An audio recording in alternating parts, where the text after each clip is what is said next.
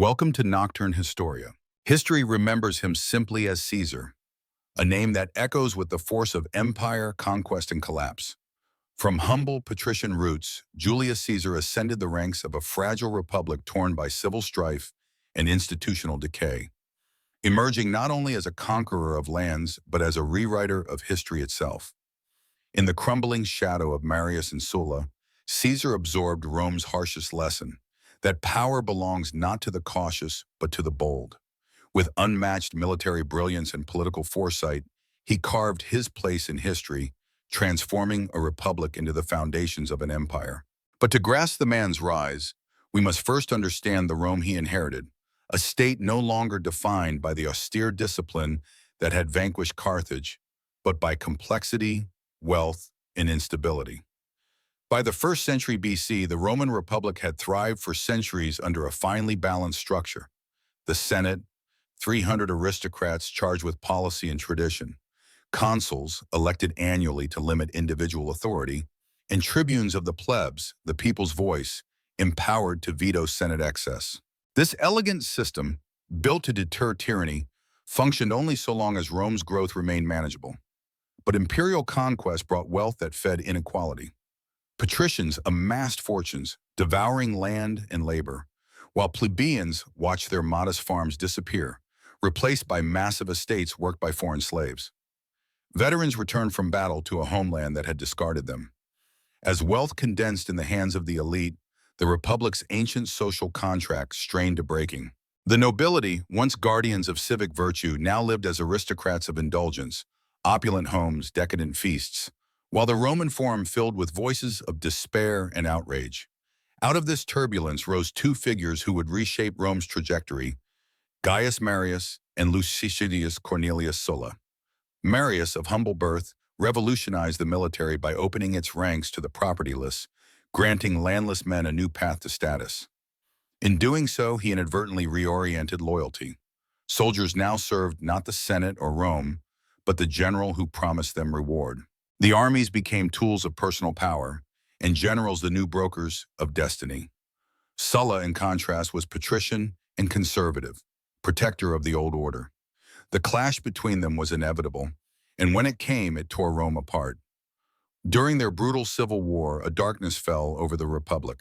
Proscription lists condemned citizens without trial, property was seized, blood ran in streets once filled with civic debate. Sulla triumphed and declared himself dictator. Not for 6 months as tradition dictated, but indefinitely. He redrafted the Constitution, restoring senatorial dominance with an iron fist. And then, in a gesture that stunned the world, he stepped down and retired voluntarily. Yet the damage was done. By proving that absolute power could be seized and wielded at will, he set a chilling precedent. The Republic had tasted autocracy, and it would never again be truly free of its allure. Caesar was watching. He had seen Rome's hidden anatomy, its pain, its potential, its fault lines. He understood that what began with ambition could end with a knife, but also that from within the ruins of tradition, a new Rome could be born, under a single name, his own. One man had claimed absolute authority, rewritten Rome's laws to suit his own ends, and walked away untouched. A precedent more powerful than any speech or sword. The young heir to the Julian name watched closely, absorbing the brutal logic of politics. From Marius, he had learned that the hearts of soldiers could become a foundation for personal power. From Sulla, he saw that even the sacred machinery of the Republic could be bent, reshaped, or destroyed entirely by the will of a single determined man. These were not idle observations. They were lessons, etched into the mind of a boy who would one day eclipse them both. By the time Julius Caesar began his ascent, Rome was a republic in name only. The facade of institutions remained, elections were held, laws passed, rituals observed, but the spirit had decayed. Corruption reigned, public offices were bought and sold in daylight. Governors looted provinces not out of cruelty, but necessity, to repay the bribes that had secured their appointments. Courts were theaters of wealth, not justice. The mechanisms of government spun on, but the center had hollowed. Rome had become a paradox, a city that ruled the world, yet could not rule itself. What it awaited was a man who could embody its contradictions, a reformer cloaked in tradition, a populist with patrician blood, a revolutionary who promised restoration. The scene was set, the institutions weakened, the people restless. And in the shadows, preparing, stood the man destined to be both savior and destroyer. Born on July 13th, 100 BC, Gaius Julius Caesar entered a world obsessed with lineage, and his family claimed the loftiest of all, descendants of Iulus, son of Aeneas, grandson of the goddess Venus. Yet this divine heritage offered little comfort. The Julian clan, though noble, had fallen into quiet poverty. Their homes stood not among the mansions of the Palatine Hill, but in Subura, a teeming, sometimes dangerous district teetering between pride and desperation. Caesar's father held minor office, reaching the rank of praetor but never achieving consulship. When he died unexpectedly, his 16-year-old son became the man of the house. This early encounter with death burned itself into Caesar's soul, instilling the urgency of ambition. As the historian Suetonius would later write, he became consumed with the desire to leave behind deeds worthy of memory. His mother, Aurelia Cotta, became the defining influence of his youth. Renowned for her dignity and discipline, she shaped her son with quiet force, training both his mind and bearing. Under her supervision, Caesar received the finest education available: Greek and Latin literature, Stoic and Epicurean philosophy, rhetoric to sway crowds, and physical training to prepare for Rome's harsh public life. Even as a youth, his brilliance was evident. He carried himself with innate authority. His memory was so sharp he could dictate letters to several secretaries at once, while recalling thousands of names. The Greek orator Apollonius of Rhodes, upon hearing Caesar speak, is said to have lamented that Greece would lose what glory remained if such a youth belonged to Rome. But Rome in Caesar's youth was not peaceful. In 82 BC, Sulla marched on the capital, launching a reign of terror. Caesar, as nephew to Marius and son-in-law to Cinna, both hated enemies of the dictator, suddenly found himself marked. Sulla ordered him to divorce his wife, Cornelia, daughter of Cinna. Caesar refused. It was an act of astonishing defiance for a 17-year-old and nearly cost him his life. He was stripped of his inheritance and priesthood, declared a fugitive. With a bounty on his head, he fled the city, moving from village to village by night, sleeping in the wilderness, weakened by the malarial fevers that would haunt him for years. Yet he survived. That narrow escape etched itself into his destiny. For the boy who had defied a dictator and lived, survival became a prophecy. His ambition was now fused with urgency. Life was fragile, and greatness could not wait. His mother's family eventually secured his pardon, but not without Sulla offering a grim warning. Very well, take him. But know this, in that young man I see many Mariuses. Whether those words are apocryphal or not, history would prove them prophetic. Sulla saw what others had not yet perceived, an ambition that neither tradition nor law could restrain. These years of exile, hunted and stripped of privilege, forged Caesar into something more than a nobleman. While his peers enjoyed the predictable steps of Roman advancement, he lived among fishermen, farmers, and foot soldiers. He learned to command not through entitlement, but through presence, gaining a common touch that would later win unmatched loyalty. He saw firsthand the fragility of Rome's institutions and how easily the rule of law could collapse into brute force. When Sulla finally stepped down in 78 BC, Caesar returned to a city that resembled the old Rome only in ceremony. The substance of the Republic had shifted. Boundaries that once held power in check had proven to be illusions. Caesar understood that with the right mix of military strength and popular support, even a solitary man could eclipse the Senate itself. From Marius, he inherited a populist vision and the loyalty of Rome's neglected masses. From Sulla, he learned that boldness could remake the state, that constitutional limits were only as real as the will to enforce them. From his mother, he acquired the elegance and poise to move among the elite with ease. These conflicting inheritances, patrician privilege with plebeian appeal, relentless ambition tempered by culture, charm sharpened by ruthless resolve, would define the paradox of his political identity. His hardships had not weakened him. They had made him uniquely equipped to exploit the system's every weakness while claiming to restore its virtues. As he stepped into the brutal theater of Roman politics, few could imagine the scale of his future. But Caesar had no doubts. The young man with the aquiline nose and prematurely receding hairline already saw himself as Rome's destiny. Later, he would tell his legions that he would rather be first in a Gallic village than second in Rome. That sentiment was not born at the Rubicon. It had lived in him for years. With his name tarnished by association with the defeated Marian cause and his fortune drained, he faced a choice: wait in Rome for the tides of politics to shift, or forge his own path. He chose action. Joining the military staff of the governor of Asia Minor, he took his first steps as a soldier and diplomat. During the siege of Mytilene, he saw combat for the first time. Later, he was sent to King Nicomedes of Bithynia to request naval support. He remained at court so long that rumors spread of an intimate relationship with the aging king, rumors that would dog him for the rest of his life. When challenged, Caesar deflected with sharp humor, neither confirming nor denying what his enemies would mockingly call him: every woman's husband and every man's wife. Yet greater trials lay ahead. While sailing to Rhodes to study rhetoric under the famed Apollonius Milon, his ship was captured by Cilician pirates near the island of Pharmacusa. They demanded a ransom of 20 talents. Caesar laughed and insisted they ask for 50, declaring himself worth no less.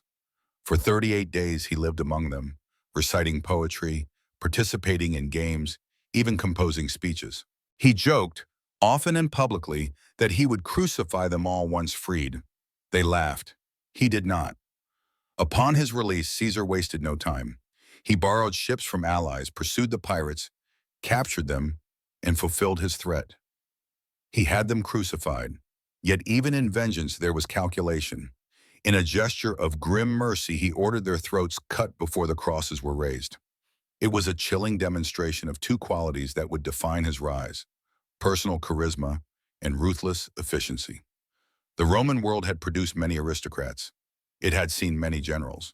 But in this young man, shaped by exile, seasoned by danger, and driven by something deeper than ambition alone, it had unknowingly awakened a force that would soon shake the foundations of its republic. This fusion of magnetic charm, unpredictability, and ruthless execution would become the defining signature of Caesar's political style.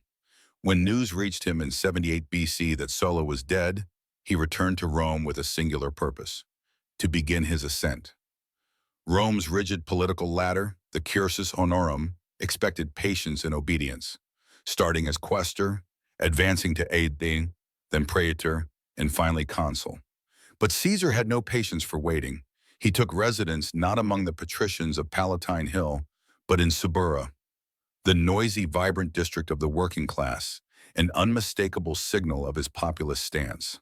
With calculated generosity that often outpaced his actual resources, he courted both the people and the elite, turning debt into a weapon rather than a weakness. Creditors became partners in his political future, their wealth tied to his success. His first dramatic moment came at the funeral of his Aunt Julia, widow of Marius. Defying custom, he ordered the ancestral masks and emblems of Marius displayed, in open defiance of Sulla's memory. The people erupted in applause. Shortly after, when his wife Cornelia died, Caesar delivered a eulogy so stirring that even cynical Romans recalled it for years. Elected quaestor in 69 BC, he served in Spain, where upon seeing a statue of Alexander the Great, he wept, lamenting that by his age Alexander had conquered the world, while he had done nothing memorable. That moment of private sorrow revealed the engine of his ambition, the belief that destiny awaited and that he was already late. On returning to Rome, he married Pompeia, granddaughter of Sulla, an alliance of convenience, not sentiment. Elected aedile in 65 BC, he combined spectacle with strategy. Charged with organizing games and public works, he put on unprecedented displays: 320 pairs of gladiators clad in silver armor, feast for thousands, and grand constructions. These were not mere entertainments, they were investments. His debts soared to staggering heights, yet when asked how much he owed, he replied he needed 25 million denarii just to be worth nothing. Every act of extravagance bound another elite sponsor to his future, each loan a silent promise of future profit through appointments and favors. Debt became political currency. During the Catiline conspiracy in 63 BC, when armed revolt threatened Rome, Caesar's political instincts shone. While Cato demanded the conspirators' immediate execution, Caesar proposed life imprisonment, a compromise between justice and clemency. He lost the debate, but preserved his image. A man of principle, yet practical enough not to isolate himself. That same year, despite being young and religiously unremarkable, he secured election as Pontifex Maximus, Rome's chief priest, through heavy bribery. This office brought prestige, influence, and resonance in the heart of the Forum, placing him at the symbolic and literal center of Roman life. In 61 BC, appointed governor of further Spain, he departed Rome so quickly to evade creditors that Crassus, his powerful patron, had to guarantee over 20 million sesterces in debt. Spain transformed him. There he fought and won against the Lusitanian tribes, amassing both treasure and triumph. The victories allowed him to repay creditors, but more importantly, gave him what Rome valued most: glory. He tasted independent military command, and his soldiers tasted his leadership. He marched with them, suffered with them, rewarded them. He shared their food, joined their campfires, remembered their names. It was here that Caesar became not just a politician, but a general. And his men became more than soldiers. They became his loyal instruments, bound not by orders, but by personal allegiance. When he returned to Rome, it was not as a debtor or an upstart, but as a man transformed, respected, tested, dangerous. The Republic had gained another hero, but it had also unknowingly welcomed its most fateful challenger. The man who had once recited poetry with pirates and debated philosophy with orators had discovered something far more natural to him: command. In 60 BC, returning from his successful campaigns in Spain, Caesar stood at a crossroads. Roman law dictated that a general must disband his army before crossing the sacred boundary of the Pomerium if he wished to seek office. But to celebrate a military triumph, he had to remain outside the city with his troops. The Senate, increasingly suspicious of his ambition, denied him the rare exception he requested.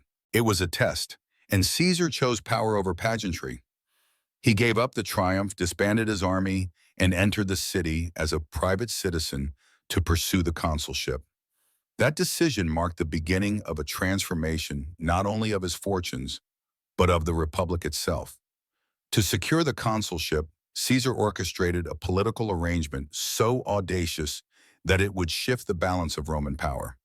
The Republic, fraying under the weight of its own expansion, was now dominated by three men whose ambitions outstripped the limits of its institutions. Each had what the others lacked, and each needed allies to bypass senatorial obstruction. Gnaeus Pompeius Magnus, Pompey the Great, returned from the east with the greatest military glory since Scipio Africanus. He had conquered vast territories, enriched Rome's treasury, and disbanded his legions in a gesture of deference to republican norms. Yet the Senate refused to ratify his eastern settlements or grant land to his veterans. The very body he had served with such distinction now stonewalled him. Marcus Licinius Crassus, richest man in Rome, commanded vast networks of clients and creditors. His fortune built on speculation, silver mines, and the spoils of suppressing Spartacus's slave revolt. But despite his wealth, the consulship had eluded him, and his rivalry with Pompey had stalled his ambitions. Caesar, younger and poorer, but with unmatched political instincts, saw an opportunity. While Crassus and Pompey remained adversaries, Caesar had cultivated good relations with both. Pompey had married his daughter Julia. Crassus had saved him repeatedly from financial ruin. He proposed an informal pact. Each man would advance the other's aims. Thus was born the first triumvirate. Not an official body, but a pragmatic alignment of interests. Pompey sought legitimacy for his eastern victories. Crassus wanted favorable tax contracts for his allies. And Caesar required the consulship and a provincial command that would restore his finances and grant military glory. The Senate, sensing danger, attempted to weaken the rising star by assigning him a powerless consular province, the woods and pastures of Italy. But their resistance only united the triumvirs. The elections of 59 BC were bitterly contested, with Pompey's veterans crowding the forum and Crassus financing lavish bribes. Caesar secured the consulship. His colleague, Marcus Calpurnius Bibulus, a staunch conservative, was expected to counterbalance him. But when Bibulus attempted to halt Caesar's legislation by citing unfavorable omens, he was publicly assaulted, showered with filth, and retreated from public life. For the rest of the year, governance continued without him, leading wits to say that the year was ruled not by Caesar and Bibulus, but by Julius and Caesar. As consul, Caesar moved quickly and decisively. His legislation granted land to Pompey's veterans, confirmed his eastern arrangements, and secured lucrative contracts for Crassus's allies. But beneath these favors lay deeper reforms, measures to limit corruption in the provinces and curb exploitative practices by tax collectors. His actions were bold and often ruthless, but they addressed real structural issues. He used popular support in theatrical politics to bypass aristocratic resistance, all while maintaining the appearance of republican procedure. His tenure revealed a crucial truth. Caesar was not merely ambitious, he was transformative. He understood the systems of Rome not as sacred but as tools, flexible when pressured and vulnerable to will. Where others saw boundaries, he saw opportunity. By year's end, he had fulfilled every promise to his allies, secured his position, and laid the groundwork for his next move. The Republic, long sustained by custom and inertia, had never seen a consul like Julius Caesar, and it would never be the same again. He enacted sweeping reforms cloaked in controversy, pushing through agrarian legislation that redistributed public land to Pompey's veterans and Rome's urban poor. Colonies were established to ease urban overcrowding, Pompey's eastern settlements were ratified, and Crassus's allies received favorable tax contracts. When legal opposition arose, he ignored it. Bypassing the Senate, he rammed laws through the popular assemblies, brushing aside constitutional protests with force. The historian Cassius Dio remarked that he governed Rome as if it were a conquered city. And yet, beneath this authoritarian style lay genuine reform. His Julian laws addressed corruption, land distribution, and the crushing burden of debt. His reorganization of tax collection in Asia curbed the abuses of profiteering tax farmers. Most strikingly, he introduced transparency to governance by publishing Senate proceedings, posted daily in the Forum by an official scribe, so ordinary citizens could see what their rulers were doing. These reforms earned him enduring gratitude among the people and deepened the hatred of the senatorial class. The political divide in Rome widened, sharpened by a man who promised renewal while wielding power like a monarch. To solidify the triumvirate, he turned to marriage diplomacy. Pompey, recently widowed, married Julia, Caesar's daughter, transforming former rivals into kin. Caesar himself married Calpurnia, daughter of the powerful Lucius Calpurnius Piso, ensuring loyal succession in the consulship. Yet more vital than personal ties was the future Caesar carved out for himself. Through deft legislation, he secured a 5-year command over Cisalpine Gaul, so northern Italy, Illyricum, the eastern Adriatic coast, and after the sudden death of Transalpine Gaul's governor, he added that territory as well. With one stroke, he controlled 3 provinces and 4 legions. It was everything he needed: distance from the increasingly hostile political climate in Rome, an open theater for military achievement, and perhaps most important, legal immunity. So long as he retained imperium, the legal authority of command, he could not be prosecuted for his controversial consulship. For Pompey and Crassus, this seemed an elegant solution. With their ambitious young partner gone to the provinces, they could maneuver freely in Rome. What they failed to see was that Caesar, away from senatorial scrutiny, would raise something far more dangerous than laws or rhetoric. A loyal, battle-hardened army whose allegiance lay not with the Republic, but with their general. As his year as consul ended, he departed Rome amid the jeers of senators and the cheers of the people. The Republic had endured Marius, Sulla, and the Catiline conspiracy, but Caesar posed a new kind of threat. He wore the garments of a republican, spoke the language of reform, but moved with the precision of a conqueror. He did not abolish institutions, he subverted them. He did not openly destroy the law, he rewrote it. He championed the poor while courting the powerful. The triumvirate he helped forge appeared inherently unstable. 3 ambitious men suppressing rivalry for convenience, not conviction. Few expected it to last. Fewer still realized that the seemingly junior partner would emerge as master of the state. In early 58 BC, Caesar crossed the Alps to take formal command of his Gallic provinces, leaving behind a capital torn between admiration and alarm. The true test of his leadership had begun. Gaul, known to the Romans as Gallia Transalpina, stretched from the Mediterranean Sea to the Atlantic Ocean, from the Pyrenees to the Rhine. Vast, untamed, and larger than Italy, it was home to dozens of fiercely independent tribes, each with its own language, culture, and identity. Rome had only a fragile grip on the southern fringe. The interior remained largely mysterious and unconquered. It was a land of dense forests and deep marshes, of warriors said to collect the heads of their enemies, and of sacred groves where enigmatic priests called druids practiced rites beyond Roman understanding. When Caesar arrived to assume command in spring 58 BC, there is little evidence he intended full conquest. But the opportunity, once it presented itself, would awaken the one force Rome had never fully reckoned with. A man who believed history could be bent by will, and that Gaul would be the proving ground for destiny. Fortune soon offered an irresistible opportunity. The Helvetii, a powerful tribe from the region of modern-day Switzerland, had resolved to migrate en masse into central Gaul, burning their villages behind them as they marched with families, herds, and wagons. Their chosen route cut through Roman provinces and allied territories. Seizing this threat as pretext, the newly appointed proconsul mobilized his legions with astonishing speed, intercepted the migration, and decisively defeated the Helvetii in battle. The survivors were forced to return to their homeland. This early victory was already sufficient to enhance his standing, but greater ambitions stirred. Not long after, the Gallic chieftain Diviciacus of the Aedui, one of the most powerful tribes, arrived at the Roman camp seeking protection against Germanic forces under the warlord Ariovistus. Though Rome had previously recognized Ariovistus as a friend of the Roman people, Caesar saw the moment's strategic value.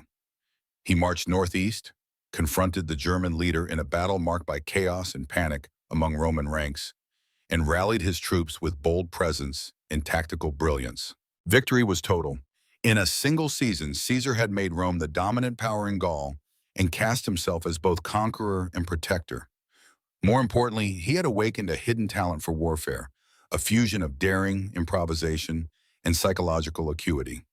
The man who had once fled Rome under Sulla now stood poised to redefine it. The following spring brought fresh challenges. The Belgic tribes of northern Gaul, alarmed by Roman expansion, formed a confederation to resist. Moving with decisive speed, Caesar struck before the alliance could solidify, defeating the Nervi in one of the bloodiest battles of the Gallic Wars. The fighting was so desperate that he reportedly seized a shield and fought on the front lines, an act of bravery that won the undying loyalty of his legions. Each victory drew Rome deeper into the fabric of Gallic politics. The third campaign extended to the Atlantic coast, where Caesar subdued the maritime tribes and constructed a fleet to confront the Veneti, naval experts who initially outmaneuvered the Romans at sea. As always, Caesar adapted. His engineers devised grappling hooks to immobilize the Veneti ships, allowing them to be boarded and seized. Victory followed. Yet Caesar's audacity did not stop at the sea. Twice he bridged the Rhine, launching punitive raids into Germanic territory, feats of engineering so bold they were as symbolic as they were tactical. These expeditions declared that not even nature's greatest barriers could shield enemies of Rome. More astonishing still, he twice crossed the English Channel into Britain, a land so distant and mythical that many Romans doubted its existence. Though these ventures yielded little material benefit beyond hostages and vague promises of tribute, they electrified public opinion. Caesar, once the obscure debtor politician, was now expanding the boundaries of the known world. But it was not just his conquest that has set him apart. It was his mastery of perception. He exploited intertribal rivalries with precision, punishing resistance with ruthless severity while rewarding submission with generosity. He governed not merely with force, but with foresight. During winter tours, he dictated his memoirs, Commentari de Bello Gallico, reports sent back to Rome that framed each action as defensive, each campaign as just. These writings, clear, elegant, and self-serving, shaped Roman opinion. They cast him not as a warmonger, but as the reluctant agent of Roman order and Gallic liberation. Even amid conquest, he cultivated the illusion of civilization. He dined from silver plate in the field, corresponded with philosophers, and received Roman elites in refined winter quarters. This image maintained support among the upper classes while strengthening his bond with the masses. In truth, the brutality was staggering, slaughter and enslavement on a massive scale. But wrapped in the rhetoric of duty and destiny, it became palatable. Caesar was not simply winning battles. He was reshaping narratives. Rome saw not a usurper, but a hero, a man who brought order to chaos, who carried civilization to the edge of the world. And behind the gleam of silver and eloquence of Latin, the Republic's greatest general was quietly preparing for a return to the city that had underestimated him. For 6 years, the conquest of Gaul advanced with astonishing efficiency, interrupted only by occasional uprisings swiftly crushed by Roman steel. But in the winter of 52 BC, catastrophe struck. A young Gallic noble named Vercingetorix, previously dismissed by Rome as just another tribal warlord, conceived a strategy unlike any seen before: a unified national revolt. Tribe after tribe answered his call, burning Roman outposts, murdering merchants, and destroying isolated garrisons before legions could respond. But Vercingetorix understood what others had not. Rome's strength lay in open battle, and so he refused to give it. Instead, he ordered a scorched earth campaign. His own people burned towns and granaries, denying food and shelter to the advancing enemy. For the first time, Caesar's strategic momentum faltered. His forces were scattered, supply lines threatened, and winter approached. The rebellion climaxed at Alesia, where Vercingetorix and his army fortified themselves on a steep hilltop. In one of military history's most daring feats, Caesar encircled the stronghold not once, but twice. An inner wall to trap the defenders, and an outer wall to repel a massive Gallic relief force. As Roman troops fought a battle on two fronts, the pressure intensified. Starvation took hold inside the fortress. With no hope of victory, Vercingetorix surrendered himself to Caesar in a gesture meant to spare his people. His defeat marked the collapse of organized Gallic resistance. Though minor revolts flared for another year, by 50 BC, just before the turning of the decade, Gaul was effectively pacified. 200,000 square miles and perhaps 8 million people were brought under Roman rule in under 8 years. The cost was staggering. According to Caesar's own claims, 1 million Gauls were killed and another million enslaved. Even if inflated, these numbers reflect a profound demographic catastrophe. Entire tribes vanished. Sacred groves were razed, Druidic traditions extinguished, and centuries-old political systems dismantled. What Rome called pacification, modern observers might rightly call genocide. But for Caesar, the war brought everything he had ever sought. His reputation now eclipsed even Pompey's eastern campaigns. He had become fabulously wealthy through plunder and the sale of captives. No longer a man of debt, but a financier in his own right. More crucially, he had forged something that had never existed before in Roman history: a personal army, hardened by years of campaigning, utterly loyal to him and him alone. These men had followed him across rivers once thought uncrossable, into lands whose names they could not pronounce, over bridges built in days and against violent odds that defied reason. They did not march for the Senate or the people of Rome. They marched for Caesar. As his proconsular command neared its end, the Senate watched with increasing dread. The debtor they had once dismissed had returned as the most powerful man in the Roman world. His popularity unmatched, his army unbeaten. Suetonius would later write that Caesar would rather be first among the Gauls than second in Rome. Now, having conquered the former, he set his sights firmly on the latter. But Rome had changed in his absence. The political alliance that had secured his initial power was unraveling. The triumvirate, always a fragile balance of ego and ambition, had lasted longer than many expected. But in 54 BC, its most human bond was broken. Julia, Caesar's beloved daughter and Pompey's young wife, died in childbirth. Her infant son died with her. Though the marriage had begun as a political calculation, it had grown into sincere affection. Pompey, visibly grieving, proposed burying her in his ancestral tomb, a gesture not of politics, but of love. Her death severed the emotional thread that had tied two of Rome's most powerful men together. With Crassus already campaigning in the east and destined never to return, the triumvirate no longer had glue to hold it together. Caesar remained in Gaul, surrounded by glory. Pompey remained in Rome, surrounded by enemies. The tides that once carried them upward now began to shift, and history moved inexorably towards civil war. The Roman people, moved by affection for Julia and reverence for her lineage, demanded she be buried in the Campus Martius, a signal honor once reserved for Rome's greatest public servants. With her death, the family bond that had tempered the rivalry between Caesar and Pompey was irrevocably severed. The triumvirate, always precarious, lost its emotional anchor. For a time, Crassus continued to provide balance between the two remaining titans. But in 53 BC, driven by a hunger for glory equal to that of his partners, he launched a misguided invasion of Parthia, seeking conquest in the sun-scorched plains of Mesopotamia. At Carrhae, his legions were annihilated. Crassus himself was captured and, according to legend, executed with molten gold poured down his throat, a mocking tribute to his legendary greed. With his death, the triumvirate collapsed. Only two centers of power remained, Pompey in Rome and Caesar in Gaul. Between them grew a chasm of mistrust and looming conflict. Meanwhile, Rome descended into chaos. Political violence gripped the streets as armed gangs, led by the populist firebrand Clodius and his conservative rival Milo, turned the capital into a battlefield. Elections were delayed or corrupted. Murders became common. The Senate, desperate to restore order, turned to Pompey, appointing him sole consul, an unprecedented emergency measure. The man once seen as a military adventurer now cast himself as the Republic's defender, the Senate's strong arm. The very aristocrats who once thwarted his ambitions now hailed him as their bulwark against Caesar's rising threat. When Clodius was murdered and the Senate House burned in retaliation, Pompey was granted extraordinary powers to restore order, which he did with efficient severity. From across the Alps, Caesar watched with growing unease. His military position was stronger than ever, but his political situation was deteriorating. His term in Gaul would soon expire, and with it, his legal immunity.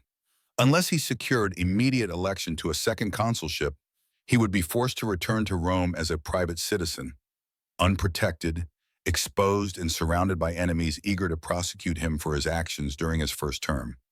His solution was simple in principle.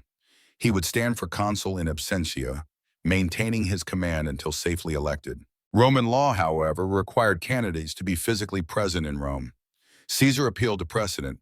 Pompey himself had once held extraordinary commands without adhering to such requirements. But the Senate, led by his implacable foe Cato, refused. Worse, they moved to terminate his command early and appoint a successor before the legal term expired.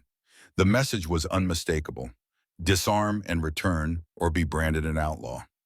In a final attempt at compromise, Caesar proposed that both he and Pompey relinquish their commands simultaneously, a move that appeared fair, but was anything but. Pompey, stationed within Italy and backed by the Senate, could raise new legions at will. Caesar, once separated from his veteran forces, would be politically helpless. The Senate dismissed the offer. As the confrontation neared its breaking point, Caesar gained a crucial ally. Mark Antony, newly elected tribune of the plebs and loyal to Caesar's cause, used his official position to advocate for a peaceful resolution. But when the Senate moved to declare Caesar an enemy of the state, Antony and his fellow tribune Curio attempted to veto the motion. They were physically assaulted by Pompey's supporters, stripped of their protection, and forced to flee Rome disguised as slaves. They escaped to Caesar's headquarters in Cisalpine Gaul. This act, violating the sacred person of a tribune, provided the very legal justification Caesar needed. No longer could his actions be dismissed as personal ambition. He framed them instead as defense of the Republic and the rights of the people. And so, on a cold January morning in 49 BC, standing at the north bank of a narrow stream that marked the boundary between his province and Italy proper, Caesar paused. With a single legion behind him, he prepared to cross the Rubicon. The river itself was shallow, almost insignificant in size, but symbolically it was a point of no return. To cross it under arms was to defy the Senate, to shatter the law, and to plunge Rome into civil war. According to Suetonius, he paused only briefly on the banks of the Rubicon before uttering the words "Alea iacta est," the divine is squat. That night, in the chill of early January 49 BC, a single step transformed the course of Roman history. The Republic, which had weathered centuries of external invasion and internal discord, from Hannibal to the Gracchi, from the Cimbri to Sulla, now faced its most profound threat, not from a wild revolutionary, but from a seasoned politician using extraordinary means to secure what he considered his rightful place within a broken system. As news of Caesar's crossing reached Rome, panic spread like wildfire. Despite his superiority in manpower, resources, and political connections, Pompey had prepared poorly for what now seemed inevitable. His famous boast, "I have only to stamp my foot and legions will rise," proved tragically hollow. Rather than defend the capital, Pompey made a stunning announcement. The Senate and government would abandon Rome and retreat southward. His forces withdrew toward Brundisium, hoping to cross to Greece, where Pompey could summon his vast eastern networks. The psychological impact of this retreat was enormous. The citizens, who had been told that Caesar was a rogue general with minimal backing, now saw the state itself fleeing before him.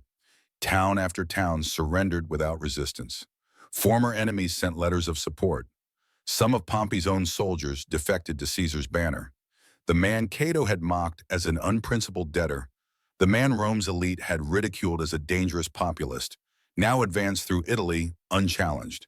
And remarkably, he did so without bloodshed. No Roman citizen was executed. No Italian town was plundered. As Pompey and the Senate sailed away, Caesar entered Rome for the first time in nearly a decade, not as a returning Agrarian, but as the master of the Republic. The temples stood intact. The people were unharmed. But something essential had been broken. The Republic had yielded its heart without a fight. Standing before the diminished Senate in an eerily silent curia, Caesar might have reflected on his improbable rise, from the narrow streets of Subura to the very seat of Roman power. Yet he understood that this was not the end. In Spain, Pompeian forces still held the western provinces. In Africa, Republican loyalists maintained control. And across the Adriatic, Pompey, still legally in command of the Republic's armies, was raising legions and preparing for war. The civil conflict had only just begun. Though Caesar now held the city, he lacked formal authority. The elected consuls, most senators, and his chief rival were all gone.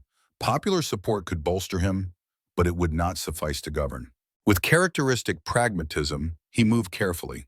He addressed the remaining senators not with threats, but with reassurance, casting himself as a reluctant actor, forced into rebellion by enemies who had violated the Constitution. To the Roman people, he provided tangible relief, opening the state granaries and distributing Pompey's grain stores. But in private, his resolve was firm. When the keeper of the Temple of Saturn refused access to the state treasury, Caesar reportedly remarked, "The time for arms and the time for laws do not always coincide." When another official objected, he replied with chilling clarity, "It is more difficult for me to threaten you than to harm you."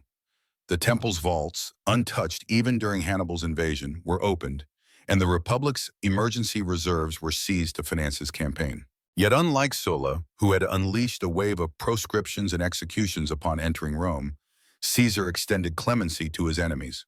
This leniency was not merely personal, it was strategic.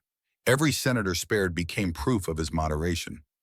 Every opponent who returned home safely became a walking example of Caesar's magnanimity.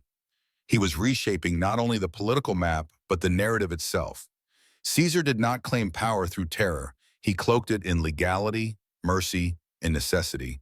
And in doing so, he began the slow redefinition of Roman leadership, from servant of the Senate to embodiment of the state.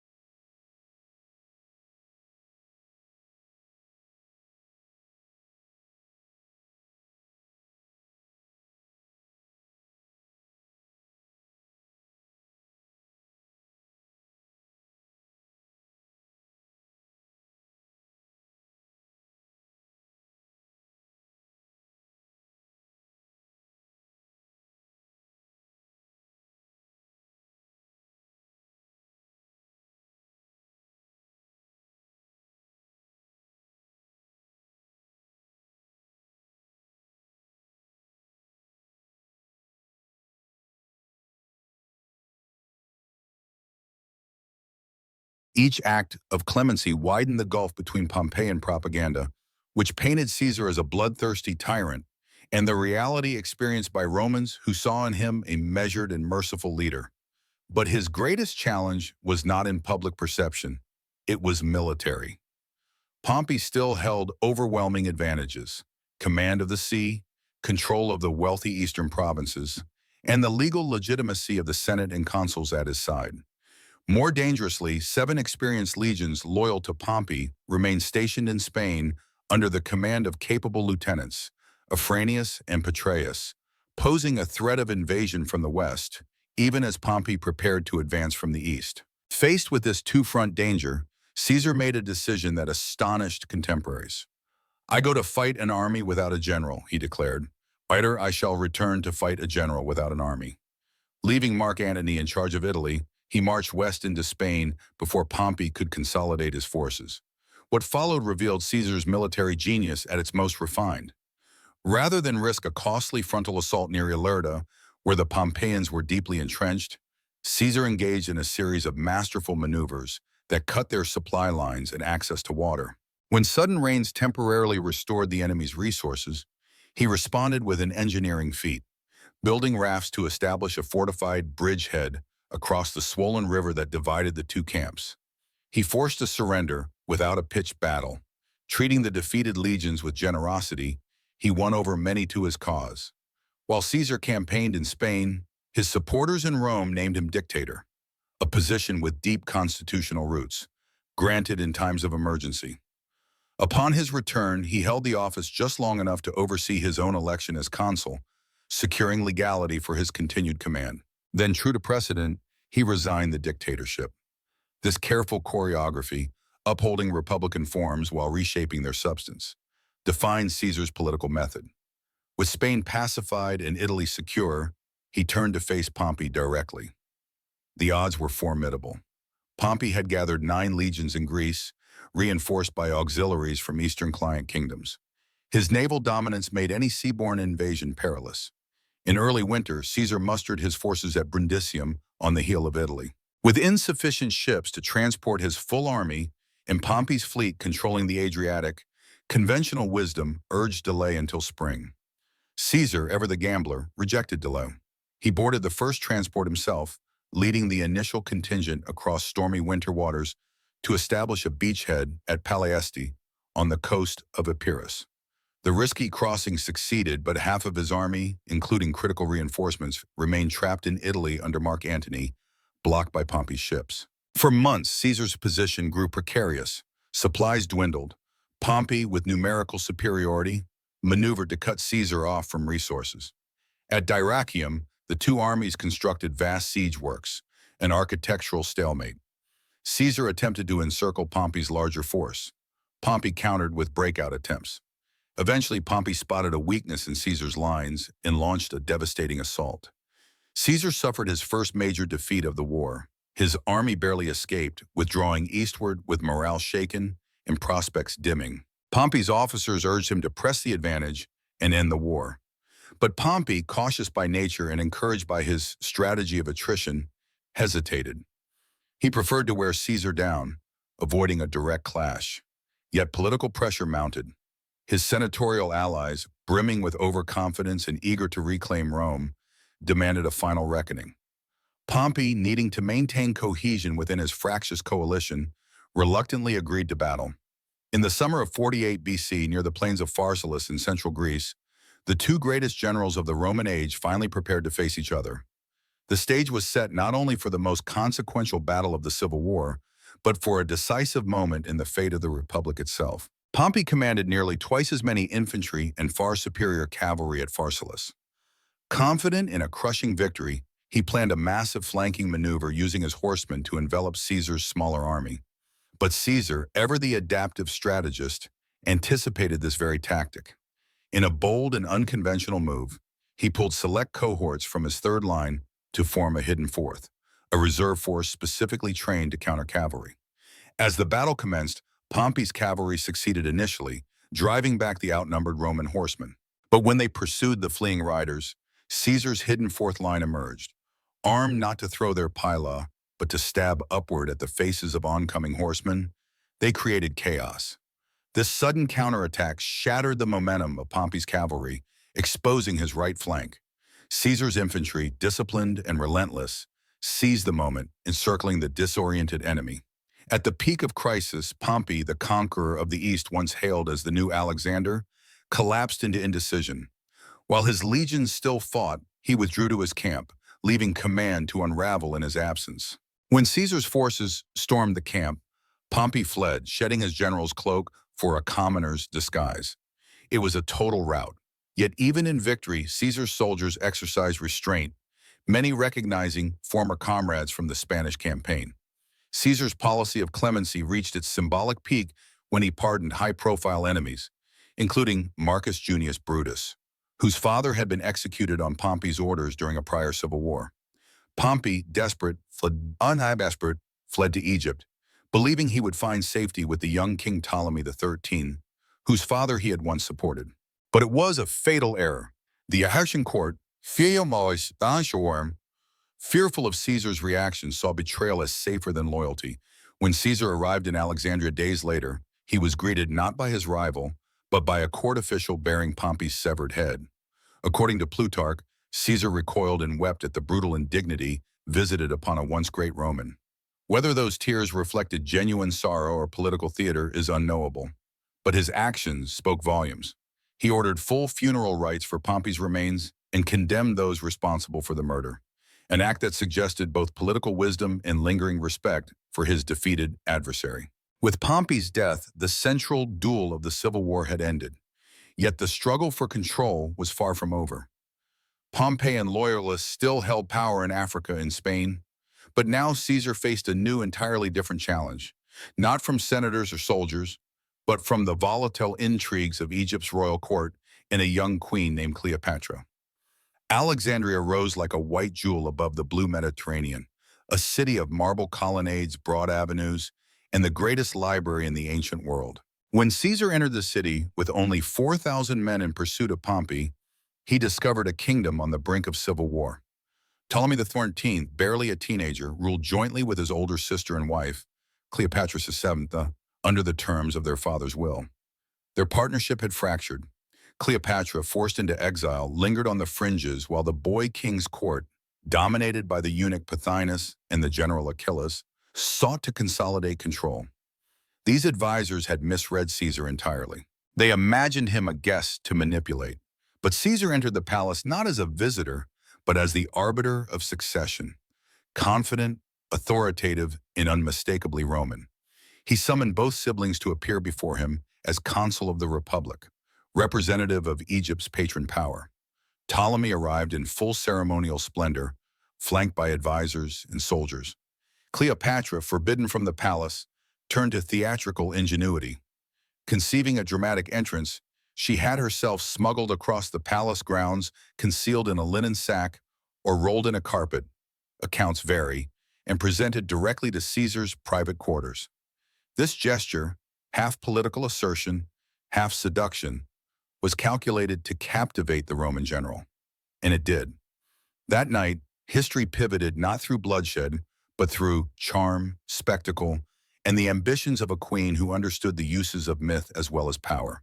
According to Plutarch, she had herself rolled inside a carpet, or more likely a bedroll, and smuggled into the Roman general's private chambers. When the bundle was unfurled, Cleopatra emerged, 21 years old, poised and radiant. The moment was more than dramatic flair. It was strategic theater. Modern romantic imagination has painted their meeting in shades of passion, but in truth, practical politics shaped the foundation of their relationship. For Cleopatra, Caesar represented her path back to power in a city where she had been exiled. For Caesar, the intelligent, multilingual queen offered a more cooperative and effective partner than her adolescent brother, whose court was dominated by anti-Roman advisors. Whether their personal bond formed instantly or developed over time, it soon became inseparable from mutual political advantage. Ptolemy XIII, sensing the direction of Roman favor, fled the palace and roused the Alexandrian populace against what he called foreign occupation. His general Achillas mobilized a force of over 20,000, largely composed of former Pompeian veterans who had settled in Egypt. In an instant, Caesar went from arbiter to besieged commander, trapped in the royal palace with a minimal force, surrounded by a hostile city. Thus began the Alexandrian War, a brutal 9-month siege that nearly ended his career. The fighting engulfed the palace and spread into the harbor. Roman forces, desperate to prevent the enemy from seizing ships, set fire to the docks. The flames spread ashore, damaging part of the great library of Alexandria, a cultural catastrophe that would echo for centuries. Though modern scholars debate the full extent of the loss, blame would fall on Caesar. Yet even amid urban warfare, his ingenuity never failed. When the palace's freshwater supply was cut off, his soldiers dug wells. When the enemy threatened by sea, he burned their ships. He seized Pharos Island and its lighthouse, securing control of the harbor, but nearly drowned during a retreat when an overloaded boat capsized. According to Suetonius, he swam to safety with one arm raised to protect his written military commentaries from the water. Relief arrived from Asia Minor, led by Mithridates of Pergamum. In a decisive engagement near the Nile, Caesar's forces defeated the Egyptians. Ptolemy XIV, attempting to flee in golden armor, drowned in the river. With opposition crushed, Caesar reinstated Cleopatra as queen, this time alongside her even younger brother Ptolemy XIV, a nominal co-ruler she would soon sideline. Yet what followed surprised many. Rather than returning immediately to Rome or pursuing Pompey's remaining allies in Africa, Caesar lingered in Egypt. For nearly 2 months, he joined Cleopatra on a journey up the Nile aboard her royal barge, a floating palace of unimaginable opulence. It was the longest pause in his public career. While civil war still simmered, while Rome endured the unstable governance of Mark Antony, Caesar drifted down the Nile, captivated not only by Cleopatra's beauty, but by her intellect and statecraft. She spoke 9 languages, governed one of the wealthiest kingdoms on earth, and descended from the Ptolemies, Macedonian successors of Alexander the Great, while embracing the divine persona of an Egyptian pharaoh. She was not, as Roman moralists later claimed, merely a temptress, but a formidable ruler who saw in Caesar her best chance to preserve Egypt's autonomy amid growing Roman domination. For his part, the aging general, now in his 50s, balding and weathered by years of campaign, found in Cleopatra someone who matched his intellect, political instincts, and appetite for legacy. Their bond transcended romance. It was a partnership of power. When she gave birth to a son, Ptolemy Caesar, known as Caesarion or Little Caesar, he acknowledged the child as his own, though he never named him as successor. Their relationship scandalized conservative Romans, who viewed his entanglement with an Eastern queen as an affront to republican virtue. Whether Caesar ever intended to make Egypt a second base of power or rule as a monarch in name as well as deed remains unknown. But in Cleopatra, he found not only a lover, but a queen who mirrored his ambition and helped anchor his legacy beyond the borders of Rome. Was Caesarion intended as heir to a Mediterranean empire uniting East and West? Or was the Egyptian sojourn merely a romantic interlude before returning to Roman realities? History offers no clear answer, but after 9 months in Alexandria, urgent events shattered the idyll. Pharnacus, son of Rome's old enemy Mithridates, had seized territory in Asia Minor during the Republic's civil turmoil. Pompey's remaining forces in Africa grew stronger by the day, and in Rome, Mark Antony's erratic leadership had led to political chaos. Reluctantly, Caesar prepared to leave behind the opulence of Alexandria, the pregnant queen, and the dreamlike life of an Eastern monarch. As a parting gesture, he left Cleopatra not only symbolic affection, but concrete security. 3 Roman legions stationed in Egypt to guarantee her control.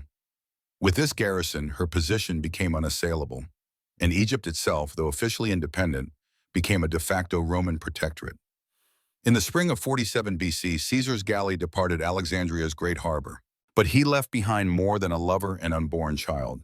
He left as a changed man, no longer merely a Roman general vying for dominance within a crumbling republic. He had embraced the aesthetic and political trappings of monarchy. He had accepted divine honors in the Egyptian style. He had tasted rule as more than service. It had become identity. His next campaign against Pharnacus was astonishing in its speed. In a matter of days, he crushed the uprising and immortalized his victory in 3 words. Veni, Vidi, Vici. I came, I saw, I conquered. But Caesar returned to Rome having seen more than battlefields. He had glimpsed a different model of power. In the East, kings ruled by divine right, not by annual election. Orders were given by royal edict, not debated in the Senate. Power was centralized, not negotiated. Whether these experiences seeded his later reforms or merely reinforced existing instincts, they would soon bear visible fruit.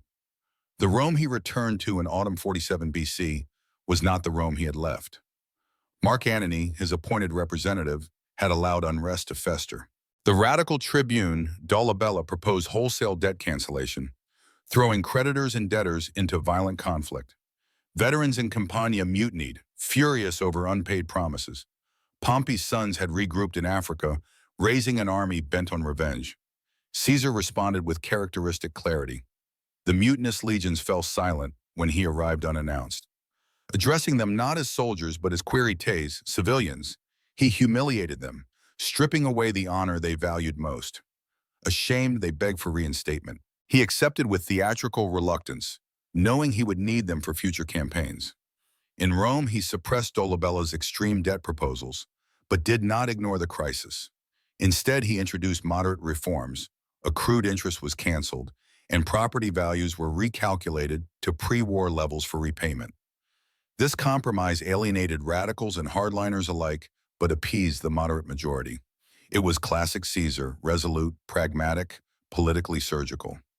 With domestic tensions cooled and Italy under control, Caesar turned toward the last great Republican stronghold. In Africa, Cato the Younger, Metellus Scipio, and other senatorial loyalists had assembled 14 legions, bolstered by King Juba of Numidia. They did not merely oppose Caesar politically, they represented the final ideological resistance to his version of Rome. These were men who believed in the Republic not just as law, but as sacred inheritance. Their army was large, well-funded, and led by competent commanders. But Caesar did not hesitate. He saw not an impossible war, but the closing of a long historical arc. The man who had crossed the Rubicon to defend his dignitas now stood on the threshold of permanently remaking the Roman world. The African campaign would be brutal, decisive, and irrevocable. The Republic's last defenders prepared for battle. So did Caesar. One would walk away with history. After brief preparations, the dictator, a title the Senate had granted him for 1 year, sailed with 8 legions to confront the final concentration of Pompeian resistance. The African campaign proved unexpectedly difficult. His seasoned troops, veterans of Gaul and Europe, struggled to adapt to the unfamiliar climate and the swift, harrying tactics of Numidian cavalry. For months, both armies maneuvered without decisive engagement, until at Thapsus in April 46 BC, battle was finally joined. Unlike Pharsalus, where Caesar had exercised tight battlefield control, at Thapsus his troops charged prematurely, launching a ferocious assault without orders. The resulting slaughter claimed nearly 50,000 lives. In the aftermath, Caesar maintained his now familiar policy of clemency toward captured Roman opponents. Yet many, unwilling to accept pardon from the man they blamed for the Republic's collapse, chose suicide. Most famously, Cato the Younger, unflinching symbol of Republican virtue, took his own life at Utica. Caesar's reported reaction, "Cato, I begrudge you your death as you begrudged me the opportunity to spare your life," reflected not only frustration, but genuine respect for an adversary who embodied everything noble the Republic had once stood for. Returning to Rome in July 46 BC, the dictator celebrated an unprecedented sequence of 4 triumphs for Gaul, Egypt, Pontus, and Africa. The spectacle spanned days. Treasure-laden processions, exotic beasts, and vanquished kings paraded through jubilant streets. Yet no Roman citizen was displayed as captive, an intentional gesture to present civil war as reconciliation, not conquest. As tradition dictated, his soldiers followed his chariot singing mocking verses about his vanity and rumored affairs, a ritual meant to temper triumph with humility and to avert divine envy. Still, not all interpreted the pageantry as harmless tradition. During a public ceremony, Caesar failed to rise as the Senate approached. Supporters claimed he had suffered a seizure, epilepsy, the falling sickness that intermittently afflicted him. But to critics, the act signaled dangerous arrogance, perhaps even a kingly posture. Whispers of monarchy gained momentum. Now firmly in control, Caesar turned to governance. His reforms addressed long-ignored structural failings. To alleviate urban crowding and unemployment, he resettled 80,000 veterans and poor citizens in overseas colonies. To correct Rome's chaotic calendar, which had drifted far from the solar year, he introduced the Julian calendar, designed by Alexandrian astronomer Sosigenes. It would remain Europe's standard for over 1,600 years. He reformed the grain dole to reduce corruption, launched public works projects to generate employment, and extended citizenship to doctors and teachers regardless of origin. In municipal governance, he reorganized local administration across Italy, laying foundations for more integrated imperial management. Yet no reform generated more controversy than his restructuring of the Senate. The civil wars had decimated its ranks. Many senators were dead, exiled, or discredited. Caesar expanded the body from 600 to 900 members, incorporating provincial elites from Gaul and Spain. Traditionalists recoiled at what they saw as a dilution of Rome's noblest institution. A popular joke circulated: newly appointed Gallic senators were asking for directions to the Curia, unable to locate the Senate House. For Caesar's allies, this expansion signaled necessary evolution, an inclusive republic reflecting Rome's imperial reality. For his critics, it was nothing short of institutional vandalism. The new Senate, bloated and largely beholden to its patron, became too large to oppose him effectively and too loyal to function independently. Perhaps most revealing was Caesar's approach to his political enemies. After Thapsus, many former Pompeians accepted his clemency and returned to public life, albeit stripped of influence. His policy of reconciliation, summed up in the phrase, "let this be the end," was earnest. But beneath the magnanimity lay a message. The republic might continue in form, but not in substance. Real opposition would no longer be tolerated. This was the paradox of Caesar's rule, a republic preserved in architecture, language, and ritual, but hollowed out in function. Institutions remained, but their independence had been neutralized. Rome still called itself a republic, but for the first time in centuries, power radiated from a single will. Caesar was not yet a king, but to many it seemed only a matter of time. He accepted election as consul alongside compliant colleagues, maintaining the illusion of republican governance. The Senate continued to meet, but real decisions originated elsewhere. Elections were held, but his endorsements invariably triumphed. As the ancient historian Cassius Dio remarked, Rome remained a republic in name, but in practice he ruled as an absolute monarch. This careful balance between republican form and autocratic substance was again tested when news arrived that Pompey's sons, Gnaeus and Sextus, had raised a final resistance in Spain. In November 46 BC, Caesar departed for what would become his last campaign. Leaving trusted deputies to govern in his absence, he marched west to extinguish the last embers of civil war. The confrontation at Munda in March 45 BC proved his most grueling battle. Facing hardened Pompeian veterans and formidable commanders, Caesar himself reportedly seized a shield and entered the front ranks shouting, "Do you mean to hand over your general to boys?" Shamed and inspired, his troops rallied, broke the enemy line, and secured victory. Gnaeus Pompey perished. Sextus escaped but posed no immediate threat. The Senate, eager to signal total submission, bestowed honors without precedent. He was named Dictator Perpetuo, dictator for life. A golden throne was set for him in the Senate. His statue stood among those of the ancient kings, and his image appeared on Roman coinage, an honor previously reserved for gods and the dead. Yet the triumph celebrating Munda, unlike those for foreign conquests, commemorated victory over fellow Romans. Many in the capital watched the spectacle, not with jubilation but with unease. It signaled the Civil War's victor crowning himself, not the Republic's restoration. By late 45 BC, Caesar stood unchallenged. The legions answered to him alone. The Senate had become his instrument. Even time itself bent to his will. The month of Quintilis was renamed Julius, July in his honor. Yet the essential question lingered.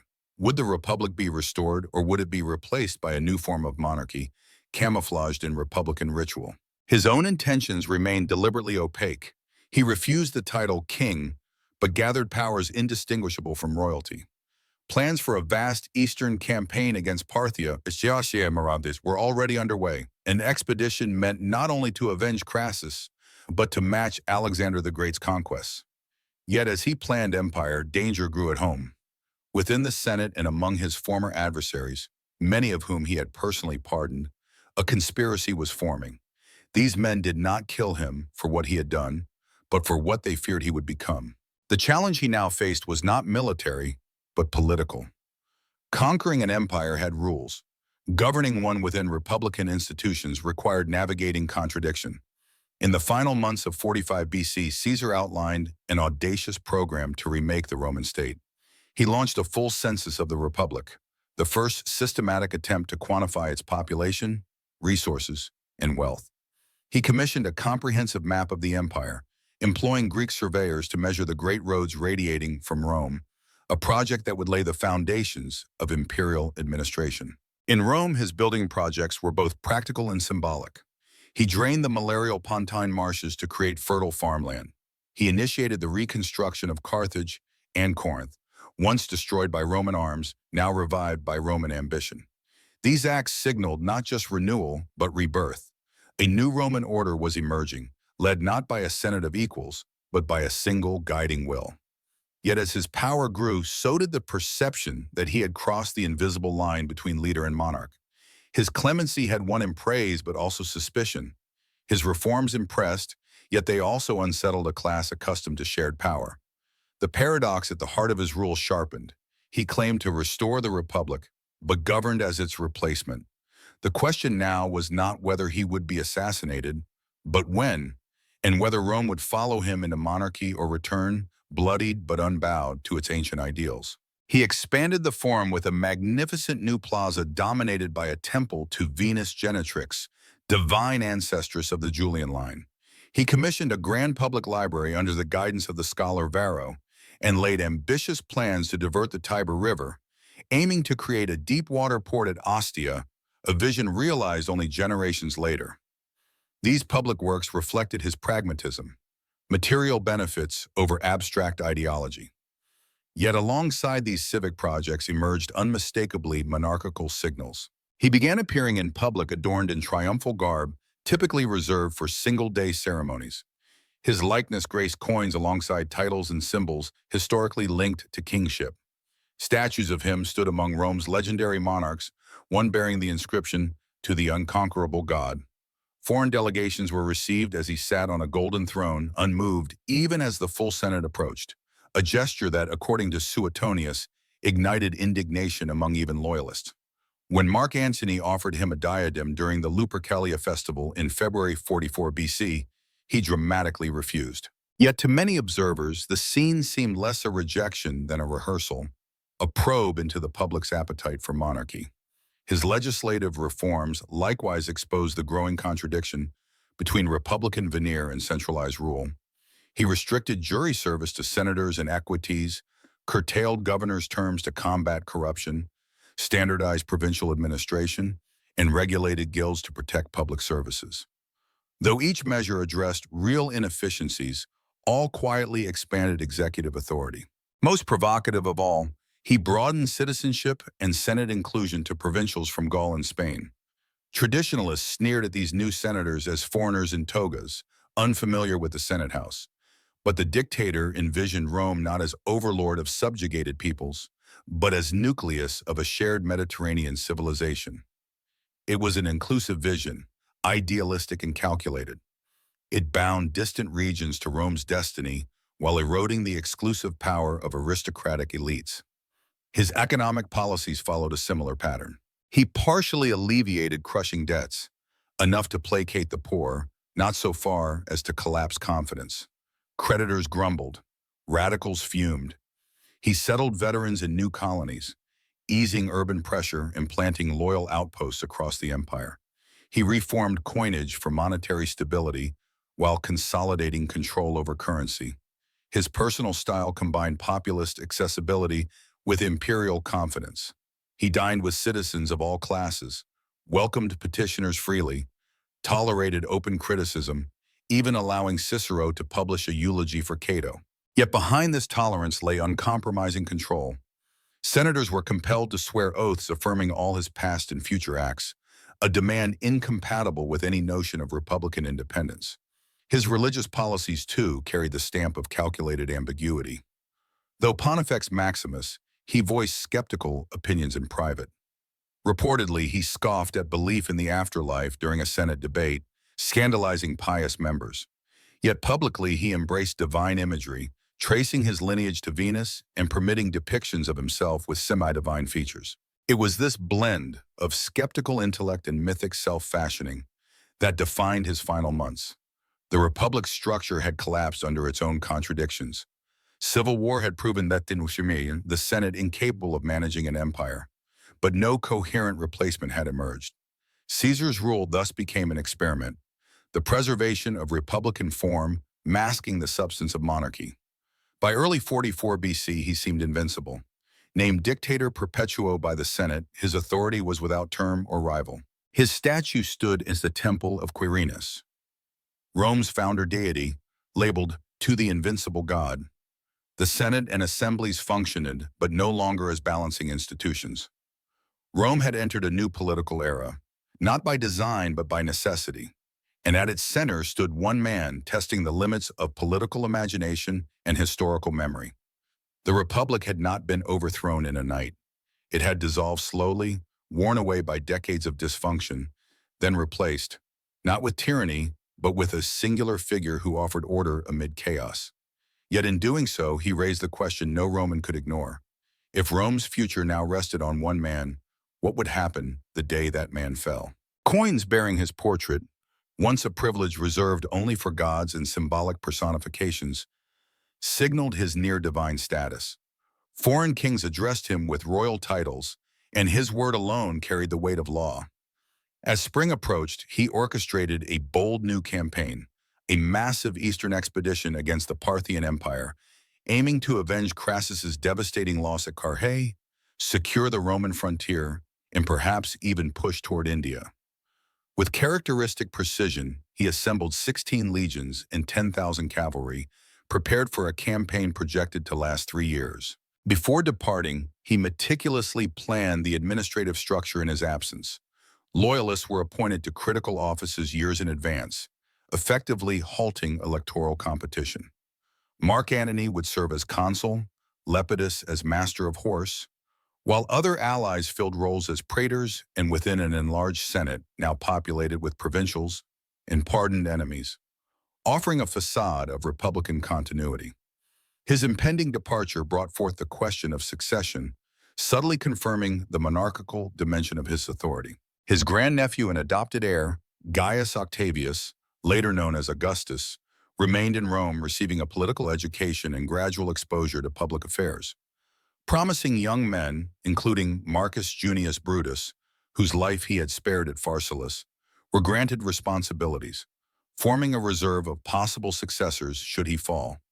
Debate persists. Was he constructing a monarchy or merely extending emergency powers? Admirers believed he intended to restore a reformed republic after stabilizing internal and external threats. Critics saw insatiable ambition and a blueprint for kingship.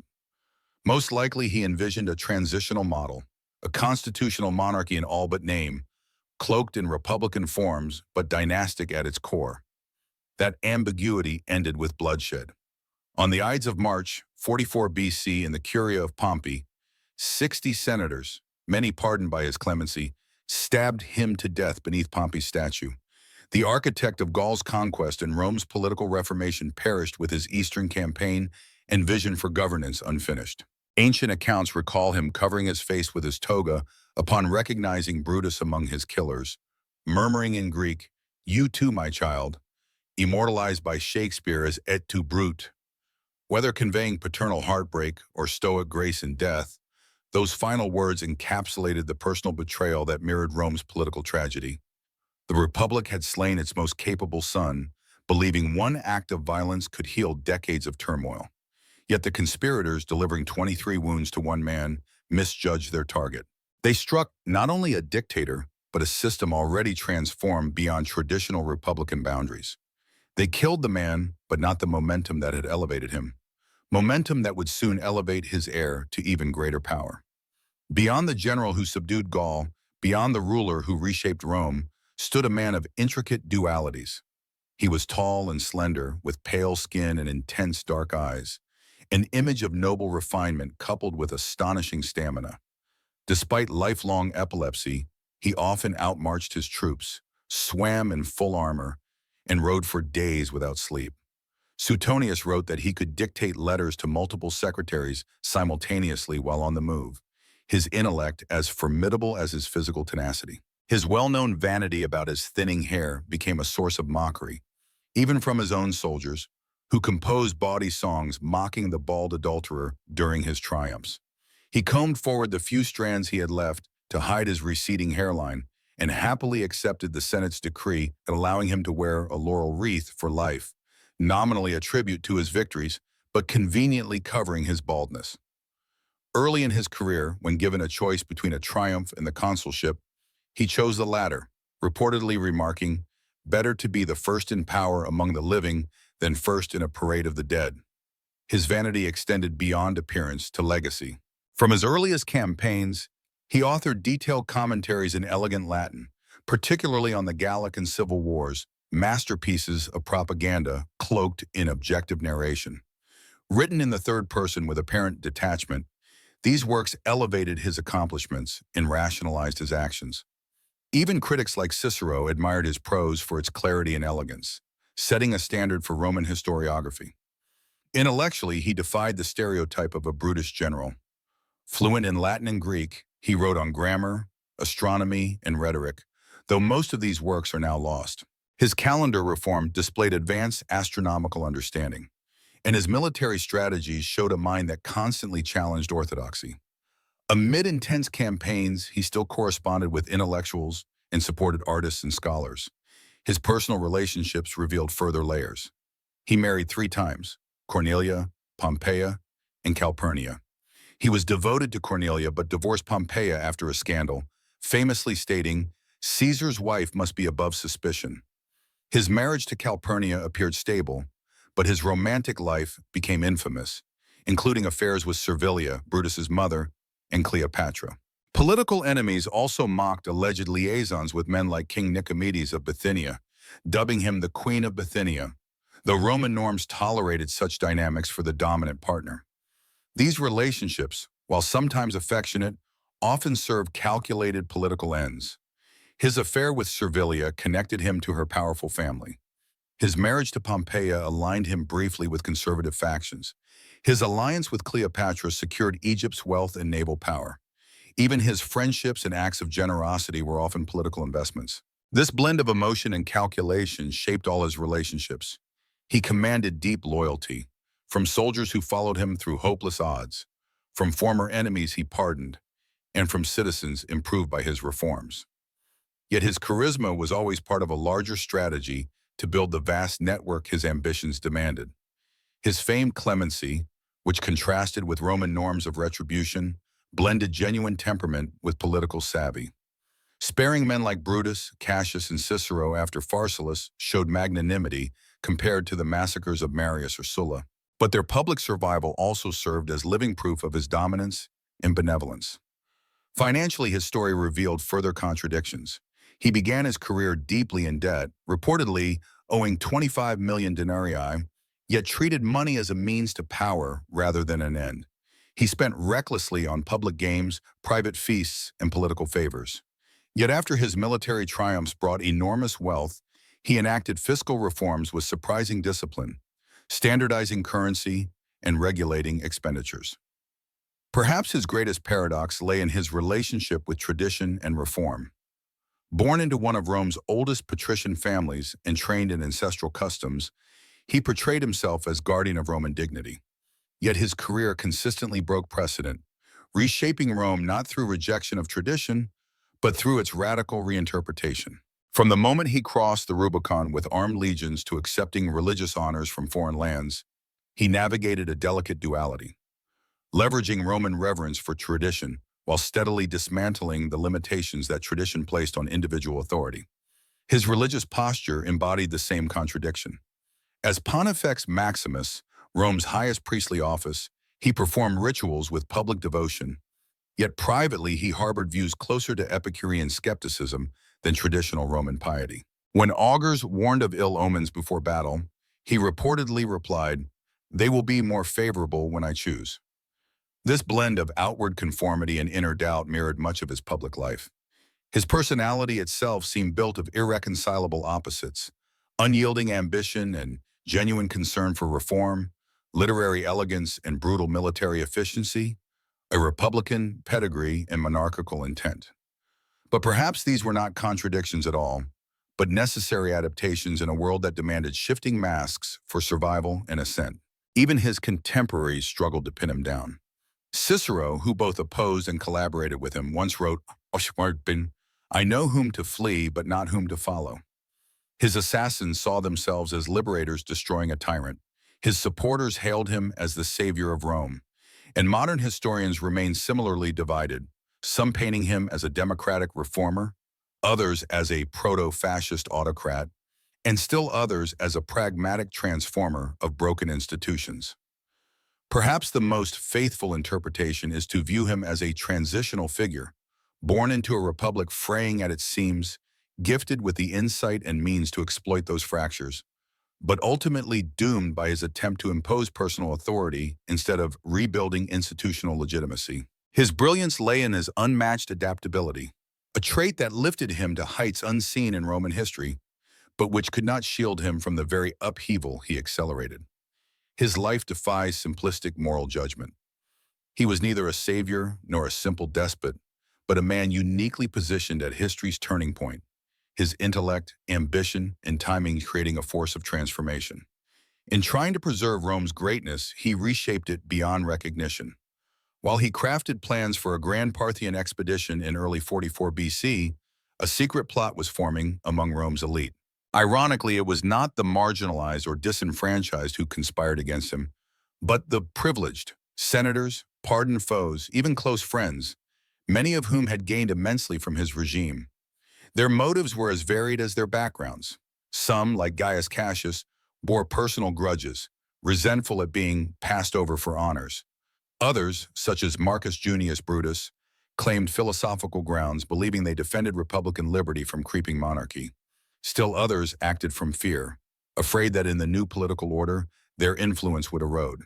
What united them was the belief that by killing one man, they could resurrect a republic, perhaps more precisely, the version of the republic that had long served their class interests. Brutus became the conspiracy's moral anchor, though he was not its originator. His participation held symbolic weight. His mother, Servilia, had been the dictator's lover for years, prompting whispered rumors that Brutus was his illegitimate son, a claim Plutarch refuted chronologically, but which nonetheless added psychological tension to their bond. More tangibly, the dictator had spared Brutus at Pharsalus, despite his fighting for Pompey, and later appointed him governor of Cisalpine Gaul and praetor for the year 44 BC. This personal debt made his recruitment pivotal. Even more powerful was Brutus's ancestral legacy. His forebear, Lucius Junius Brutus, had overthrown Rome's last king nearly 5 centuries prior, founding the very republic now under threat. This lineage made Brutus more than just a conspirator. It made him a symbol. Anonymous messages began appearing at Brutus's tribunal, reading, "You are not a Brutus," and "if only Brutus were alive," likely planted by Cassius to provoke and manipulate him into joining the conspiracy. In contrast to Brutus's stoic idealism, Cassius embodied pragmatic ambition. A seasoned general who had defended Syria from Parthian incursions following Crassus's defeat, he possessed both military competence and political drive. According to Plutarch, Cassius approached Brutus after being denied the prestigious urban praetorship, a position given to Brutus despite Cassius's seniority. His resentment, more than republican conviction, seems to have fueled his motives. The dictator himself once remarked dismissively, "What does Cassius want? I do not like him much, for he is pale and lean." Once Brutus agreed, recruitment quickened. Key figures such as Tillius Cimber, Decimus Brutus, and Gaius Trebonius, all former allies who had fought for Caesar and now held positions in his government, joined the cause. This paradox defined the conspiracy. Those aiming to restore the republic were mostly beneficiaries of the very regime they sought to destroy. Of the roughly 60 conspirators, nearly all had been pardoned, promoted, or otherwise rewarded by the man they now plotted to assassinate. assassination rather than legal means, was chosen out of necessity. The Senate, filled with Caesar's appointees, would never revoke his authority, and the public, enriched by his reforms and generosity, remained loyal. The conspirators believed only by removing him physically could they reclaim their vision of the Republic, a vision curiously devoid of concrete plans to resolve the social and economic fractures that had led to civil war. Debates among the plotters focused on timing, location, and scope. Some urged the simultaneous killing of Mark Antony, recognizing his potential to rally Caesar's followers. Brutus opposed this, insisting that murdering anyone beyond Caesar would turn their act of liberation into a partisan massacre, diluting its moral legitimacy. This ethical restraint would prove a fatal miscalculation. The opportunity arose in mid-March.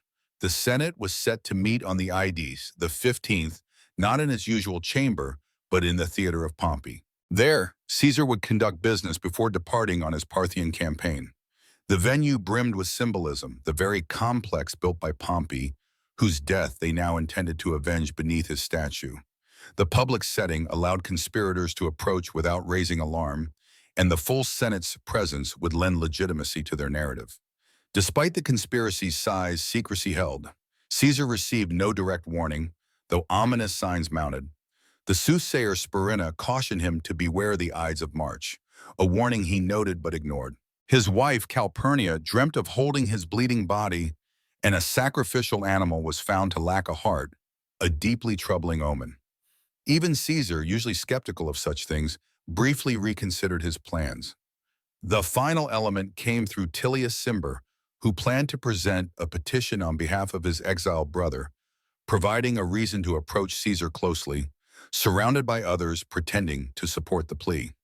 Cimber, who had served many political masters before pledging himself to the Republic, would initiate the fatal act by seizing Caesar's purple toga, the garment of kingship his enemies so loathed. As the Ides of March dawned over Rome, neither the conspirators nor their intended victim fully grasped the consequences of what was about to unfold. The assassins believed one death would resurrect a dying republic. Caesar believed his mercy had secured his future. Both assumptions would prove tragically mistaken. The republic the conspirators sought to revive had already evolved into something unrecognizable, and the vacuum left by removing its central figure would release forces far more volatile than any one man's ambition. Dawn broke over Rome under a leaden sky. Heavy clouds pressed down on the seven hills, and a damp chill settled over the streets. In his residence on the Palatine Hill, the dictator awoke unrested after a night filled with disturbing dreams. His wife, Calpurnia, normally composed and restrained, pleaded with rare emotion that he remain home. Her dreams had been riddled with ominous symbols, a collapsing pediment, a statue bleeding, and her cradling his lifeless body. Though typically dismissive of superstition, Caesar hesitated. The sacrificial animals presented that morning were found without hearts, an unprecedented and deeply troubling omen. Even his skepticism faltered. According to Suetonius, he momentarily considered delaying the Senate meeting, not out of fear, but to ease Calpurnia's anxiety. That hesitation was interrupted by the arrival of Decimus Brutus, one of the conspirators, but also a trusted military ally who had commanded Caesar's fleet during the Civil War. Using their personal bond, Decimus played on Caesar's pride. He mocked the idea of a general being swayed by omens and warned that postponing the session would offend the assembled senators.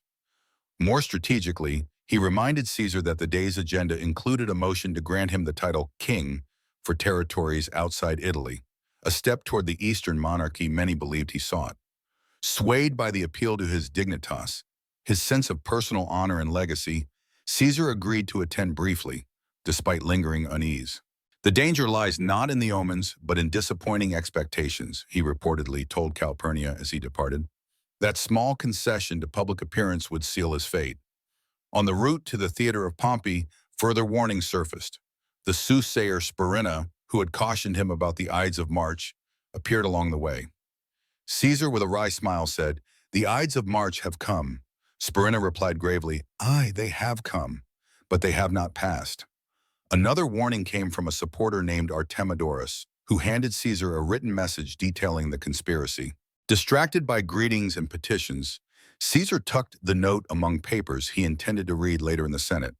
Meanwhile, the conspirators, around 60 in number, had already positioned themselves in and around the theater of Pompey.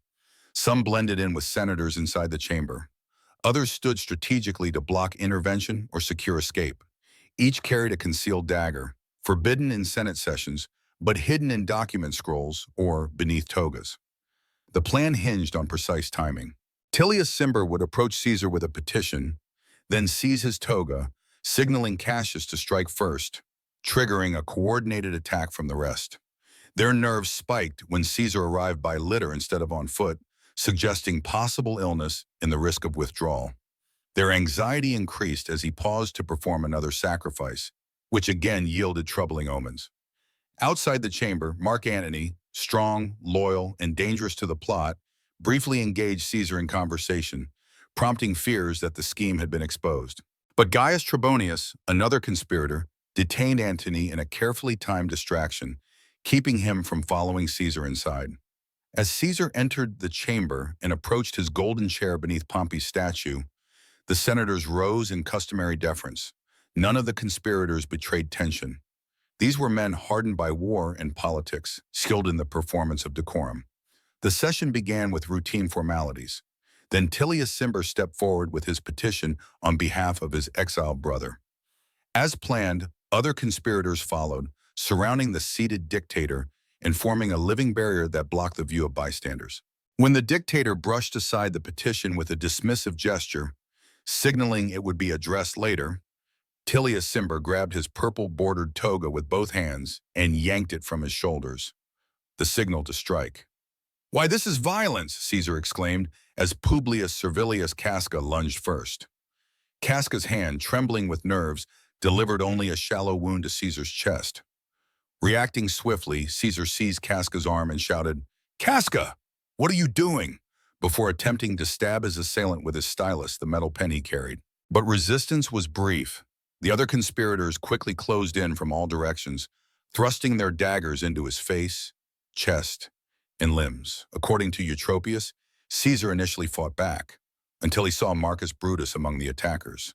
The sight of his former protege, and possibly the son of his longtime lover, joining the assault reportedly broke his will.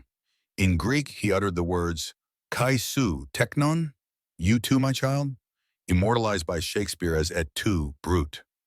Whether in resignation or shock, Caesar drew his toga over his face and stopped resisting.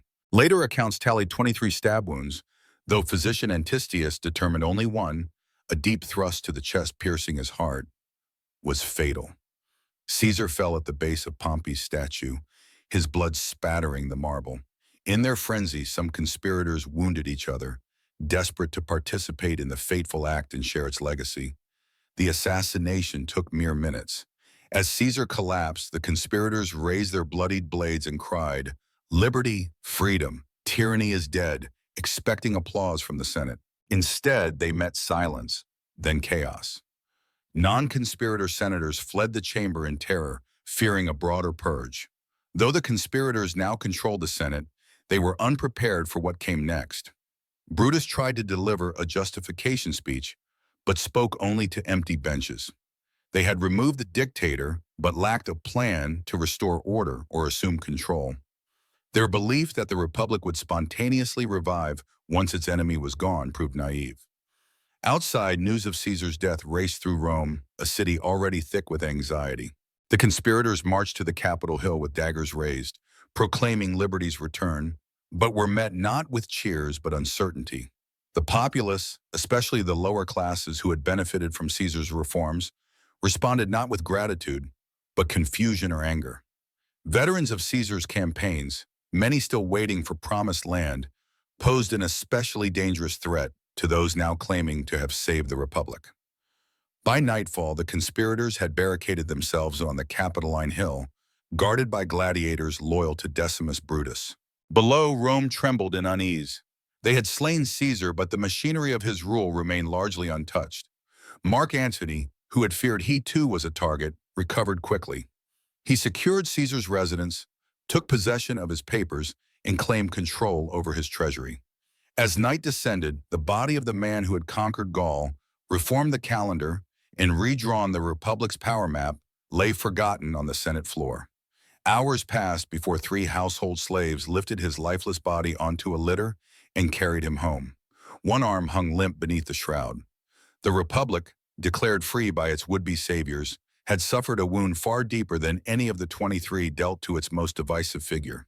The days to come would reveal whether Rome could heal, or if the conspirators had simply opened the gates to yet another civil war, more devastating than any single man's ambition could ever be.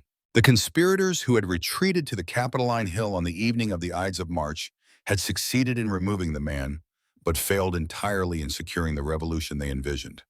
They discovered, too late, that assassinating a single figure was far easier than eradicating the powerful idea he had come to represent. As dawn broke on March 16th, Rome was not celebrating liberation, it was bracing for chaos. In this critical vacuum, Mark Antony, the surviving consul, moved with swift, calculated resolve. After securing his personal safety, he took control of Caesar's residence, gaining access to invaluable documents in a personal treasury estimated at 100 million sestertii. This act gave him both the means to wage political battle and a deep understanding of Caesar's plans and networks. Among the items he seized was the dictator's will, a document with the potential to reshape Roman politics. On the day after the assassination, various factions scrambled to influence the public. Brutus delivered a reasoned speech from the Capitoline, defending the assassination as a necessary act to preserve liberty. His rhetoric, polished and idealistic, appealed primarily to the senatorial aristocracy and conservative elites who had long resented Caesar's dominance. Yet among the broader population, especially those who had gained materially from Caesar's reforms, this call to ancient republican virtue rang hollow. The people responded with indifference, even skepticism. Cicero, who had long walked a careful line during Caesar's ascent, now proposed a fragile compromise, a general amnesty for the assassins, coupled with ratification of Caesar's laws and appointments. This uneasy truce, approved in a hastily convened Senate session, held at the Temple of Tellus, safely distant from the murder site, sought to prevent immediate civil conflict, while preserving institutional continuity. But beneath this temporary calm lay deeper strategic maneuvering. For the conspirators, amnesty bought time to fortify their position. For Antony and other Caesarians, ratifying Caesar's acts meant holding on to their offices and influence while preparing for the next phase of struggle. No one believed the compromise would last. The true turning point came with the reading of Caesar's will. Understanding its potential to sway the masses, Antony delayed its public unveiling until after the funeral, allowing public grief to prime the audience. The will contained bombshell provisions. First, Caesar had posthumously adopted his grandnephew, Gaius Octavius, an obscure 18-year-old studying in Apollonia, as his principal heir. Overnight, the young man became Gaius Julius Caesar Octavianus, son of the martyred leader and inheritor of both his fortune and political legacy. Second, Caesar had bequeathed generous gifts to the Roman people, 300 sestertii to every citizen in the conversion of his private gardens across the Tiber into public parks. These gestures of populist generosity shattered the image of Caesar as a tyrant clinging to personal power. They painted him instead as a champion of the people, especially in contrast to the aristocratic assassins who now claimed to have freed Rome. Antony's orchestration of the funeral transformed public sentiment. In the Forum, Caesar's corpse was laid upon an ivory couch, the 23 wounds clearly visible. Antony's eulogy, later immortalized by Shakespeare, was a masterclass in restraint and provocation. He did not accuse the assassins directly, still protected by law, but instead recited Caesar's accomplishments, listed the honors granted to him by the Senate, and then held up the blood-stained toga before the crowd. The emotional weight of the moment broke the fragile calm. Common citizens, many of whom had fought for Caesar or depended on his social programs, erupted in grief and fury. The detached silence of the previous day gave way to impassioned outrage, and the Republic's wound, already deep, now bled openly. A spontaneous cremation erupted in the Roman Forum as mourners hurled wood, clothing, and even personal jewelry onto the growing pyre.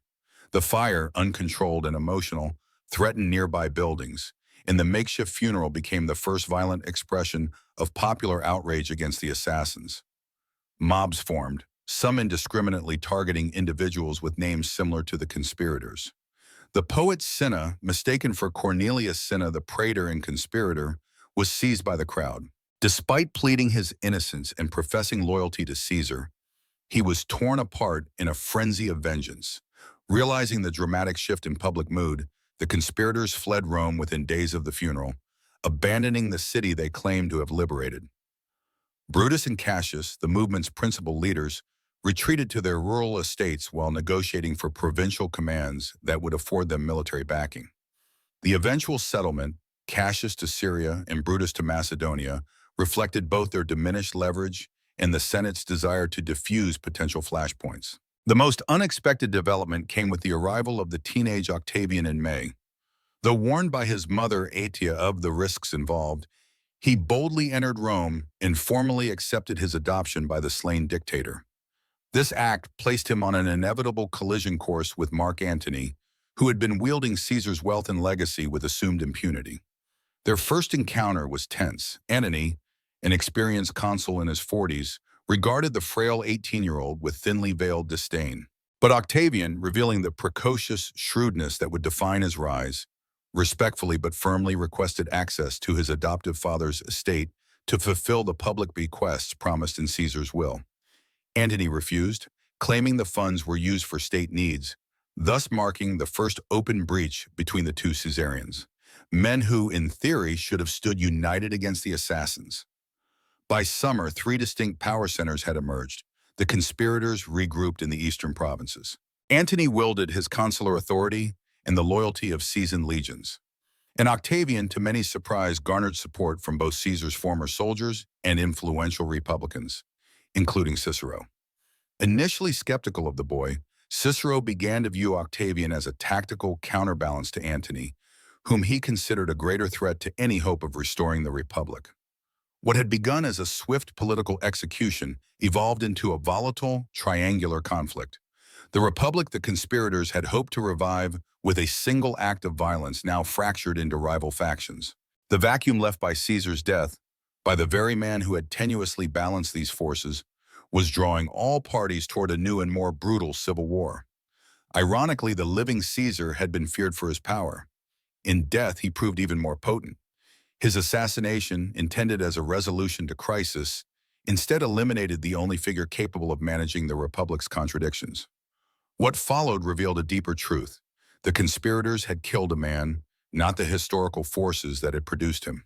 Those forces, social unrest, military loyalties, provincial inequalities, and institutional inadequacies, would not only endure but propel his teenage heir to surpass Caesar's own unprecedented influence. Rather than restoring the Republic, the conspirators' deeds sparked 13 years of civil war. Wars bloodier and more destructive than the one they sought to end. What they failed to grasp was that Caesar had not caused Rome's structural failings. He had merely capitalized on them. His death changed nothing about the fractures still embedded in the Republic, the chasm between rich and poor, the competing interests of Italy and the provinces, the army's devotion to generals over the state, and the incapacity of Republican institutions to govern a sprawling empire. The conflict that erupted after the Ides of March unfolded in distinct phases, each one further fracturing and reshaping Rome's political order. The first phase was marked by surprising alliances, as ideology gave way to opportunism in a landscape where personalities and principles collided in unpredictable combinations. Octavian, not yet 20, displayed political instincts well beyond his years. Arriving in Italy with limited resources but immense symbolic capital as Caesar's adopted son, he strategically expanded his influence. When Antony denied him access to Caesar's inheritance, Octavian made a bold move. He sold his own property and took on heavy debts to fulfill Caesar's promises to both the Roman populace and the veterans. This act of loyalty transformed public perception, establishing him as Caesar's true successor and binding soldiers to him through personal gratitude. More unexpectedly, Octavian cultivated an alliance with the Senate, particularly with Cicero, who viewed the youth as a temporary ally against Antony's growing power. This alignment between Caesar's heir and Republican conservatives reflected a broader trend, pragmatism overtaking principle. Cicero famously remarked that the young Caesar should be praised, honored, and then eliminated, underestimating both Octavian's strategic patience and political cunning. Antony, bolstered by his consulship in association with Caesar, squandered his advantage through arrogance and miscalculation. His attempt to seize Cisalpine Gaul, then governed by Decimus Brutus, one of Caesar's assassins, provoked the Senate to declare him a public enemy. In the brief Mutina campaign that followed, a strange coalition emerged, Decimus Brutus defending his governorship, Octavian leading an army that included Caesar's veterans, and the Senate backing both against Antony, now viewed as the greater threat to Republican stability. But this alliance was fleeting. After Antony's retreat to Transalpine Gaul, the Senate sought to marginalize Octavian, having used him to neutralize a more immediate danger. Octavian responded decisively, marching on Rome with 8 legions in August 43 BC. Under the pressure of arms, he forced his election as consul and pushed for the formal outlawing of Caesar's assassins. This bold military assertion against the Republic's highest office underscored how deeply constitutional norms had eroded. A teenager, previously without any magistracy, had now seized power through sheer force. In the next phase, former enemies united. Recognizing mutual benefit, Octavian negotiated with Antony, forming an alliance that also included Lepidus, another powerful Caesarian general. This coalition, known as the Second Triumvirate, was not informal like the earlier First Triumvirate, but legally sanctioned for 5 years under the pretense of restoring order to the Republic. In truth, it was a raw power-sharing pact among military leaders. Their first act revealed their ruthlessness. To finance their regime and eliminate threats, the triumvirs initiated proscriptions, purges more expansive than even Sulla's infamous lists. Hundreds of senators and thousands of equites were marked for execution. Their assets were confiscated, their names struck from records. The most infamous name was Cicero. Antony, still seething from the orator's relentless philippics, demanded his inclusion. On December 7, 43 BC, Cicero was executed. His head and hands were nailed in the Forum, the very place where his voice had once stirred the Senate. With Italy pacified through terror and redistribution of wealth, the triumvirs turned eastward. Brutus and Cassius, using their time well, had amassed 20 legions and strong naval forces, drawing support from eastern provinces and allied kings. The final confrontation came at Philippi in northern Greece in October 42 BC. Republican and Caesarian forces clashed in 2 massive engagements spaced weeks apart. In the first, Cassius faced defeat at the hands of Antony's superior generalship. Believing the entire battle lost, though only his flank had collapsed, Cassius took his own life, a devastating psychological blow to Republican morale. In the second clash, Brutus initially gained the upper hand, but lost cohesion as his troops broke formation to loot the enemy's abandoned camp. Surrounded and facing certain defeat, Brutus took his own life by falling on his sword, reportedly declaring that virtue was merely a word. With the deaths of Brutus and Cassius, the Republican cause lost both its standard-bearers and its moral center. Though scattered resistance persisted under figures like Sextus Pompey, son of Pompey the Great, who controlled Sicily and threatened Rome's grain supply, the ideological mission of restoring traditional Republican governance effectively perished at Philippi. The question was no longer whether Rome would be ruled by autocrats, but which autocrat would ultimately prevail. The Second Triumvirate itself harbored the seeds of its dissolution. Following the Pulmina's victory, the 3 rulers divided the Roman world. Antony claimed the wealthy eastern provinces, Octavian took the rest of western territories, and Lepidus was given to North Africa. This distribution reflected their standing. Antony, the senior partner, seasoned general, and heir to Caesar's battlefield reputation, while Octavian remained the relatively untested youth whose recurring illness had kept him from leading forces at Philippi. Yet over the next few years, the balance shifted. Octavian faced monumental challenges, resettling tens of thousands of veterans onto Italian lands, which displaced countless property holders in Madeiras and fueled deep resentment. He also battled military threats from Sextus Pompey, an internal rebellion led by Antony's wife Fulvia, and Octavian's discontented colleague Lucius Antonius, culminating in the brief Prussian War. Octavian navigated these trials with a blend of ruthlessness and selective mercy. After defeating Lucius Antonius, he ordered the execution of local officials in Perusia, but spared high-ranking opponents, signaling both severity and strategic clemency. He then marginalized Lepidus, accusing him of disloyalty and forcing his resignation from the triumvirate. Crucially, Octavian undertook a calculated rebranding effort, transforming his public image from a member of the brutal triumvirate, responsible for proscriptions, into a restorer of peace and stability. Meanwhile, Antony's position weakened despite his eastern resources. His Parthian campaign, intended to echo Caesar's unrealized eastern conquest, ended in failure. Even more damaging was his increasingly open relationship with Cleopatra. What had been a private liaison during Caesar's time became an official alliance. Their public ceremony in Alexandria, the so-called Donations of Alexandria, saw Antony distribute Roman territories to Cleopatra's children, a move Octavian seized upon in a scathing propaganda campaign. Antony, once Caesar's strongest lieutenant, was now portrayed as corrupted by a foreign queen, betraying Roman values and sovereignty. As the triumvirate's official term ended in 33 BC, the stage was set for a final confrontation. Octavian, firmly in control of Rome, launched a masterful political offensive. He claimed to have uncovered Antony's will, possibly forged, which included provisions for being buried in Alexandria. The revelation fueled public outrage, branding Antony as a Roman who had turned his back on his heritage. The decisive clash came at the Battle of Actium in September 31 BC. Octavian's fleet, commanded by the brilliant Admiral Agrippa, defeated the combined forces of Antony and Cleopatra. While the battle itself was not annihilative, its consequences were devastating. Antony and Cleopatra fled to Egypt, but their support eroded rapidly. When Octavian's legions entered Alexandria in the summer of 30 BC, both chose suicide over capture, Antony falling on his sword in Roman fashion, Cleopatra allegedly using a venomous asp, invoking the mystique of Egyptian royalty. With their deaths, the final significant challenge to Octavian's authority vanished. The civil war that began with Caesar's assassination had lasted 13 years, and now ended with his adopted son wielding power even greater than the dictator had ever held.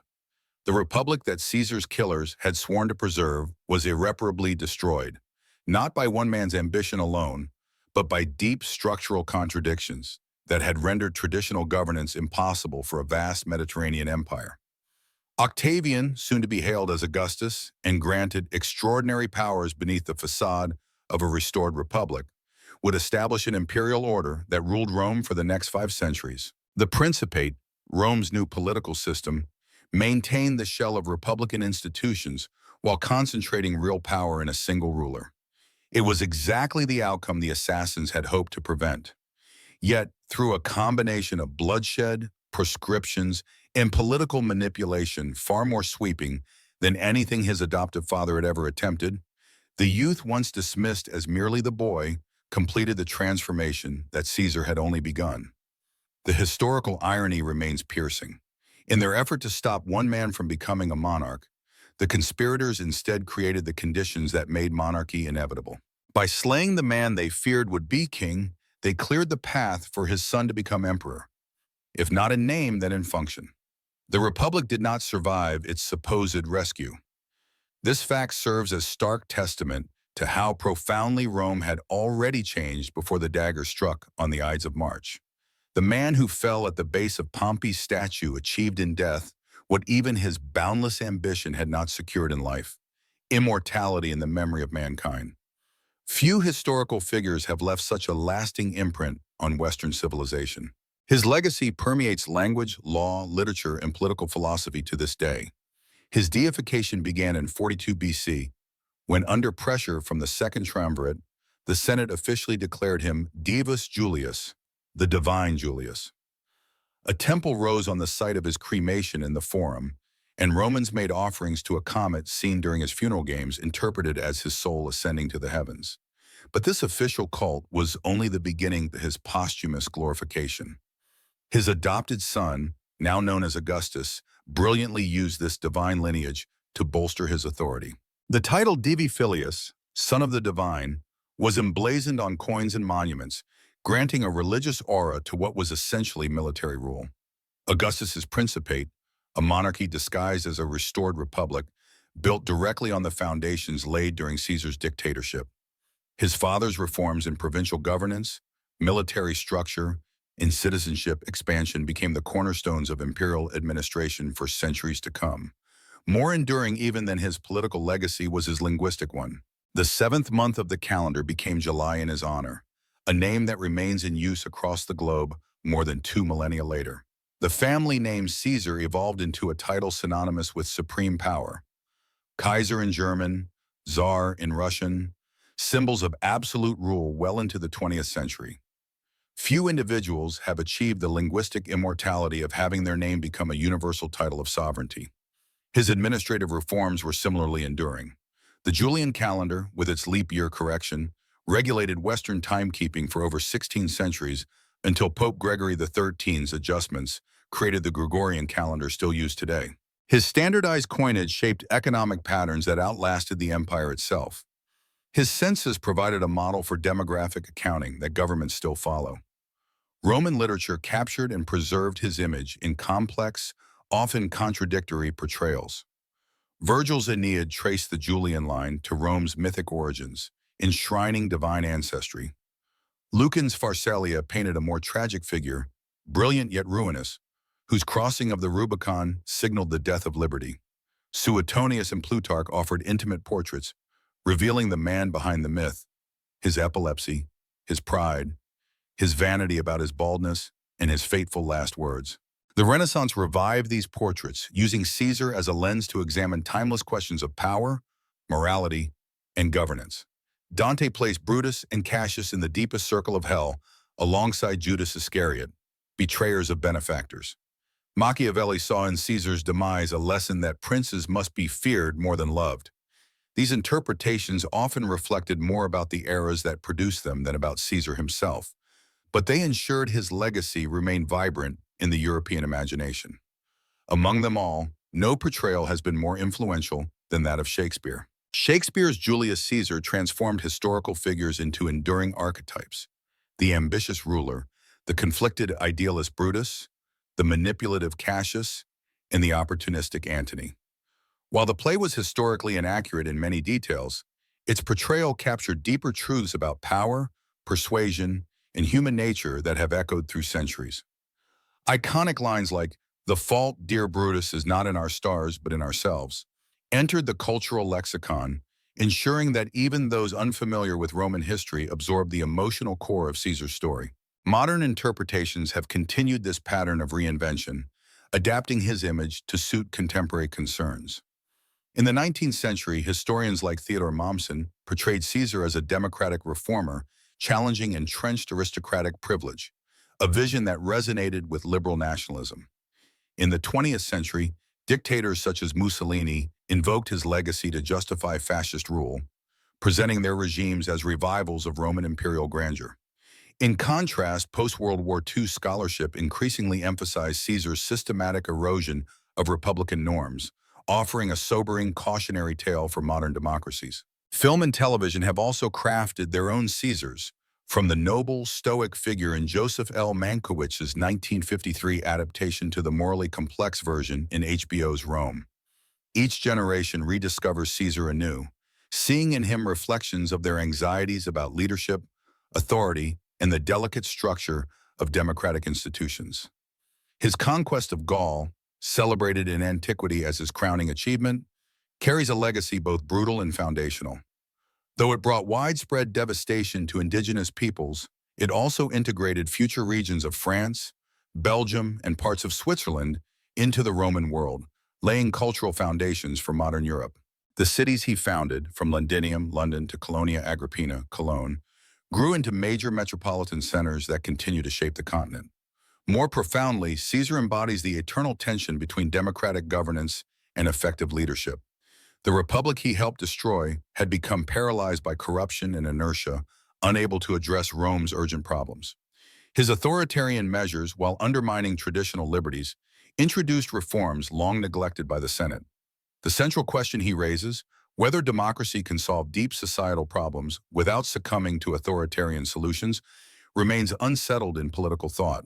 What grants Caesar his enduring immortality is this ability to serve as a mirror to each age's fundamental questions about power, ambition, and political order. Unlike historical figures locked in the past, he transcends time to become an archetype, the great individual whose extraordinary talents provoke debates about the acceptable limits of personal authority in a society that values freedom. In this light, Caesar endures not merely as a man, but as a persistent presence in humanity's ongoing dialogue about governance. His final legacy is not confined to statues or temples, but lives in the world of ideas. Every debate about emergency powers in a democracy, every struggle between military leadership and civilian oversight, every tension between reform and revolution carries an echo of the dilemmas his life and death illuminated. In this sense, Caesar achieved what he most desired, not just to be remembered, but to become a pivotal inflection point in human history. And so the question remains, echoing across centuries, when power calls, who among us dares to answer, and at what content? If this story stirred something within you, we invite you to subscribe, to reflect, and to share, though. Because history is not merely what has passed, but what we choose to carry forward.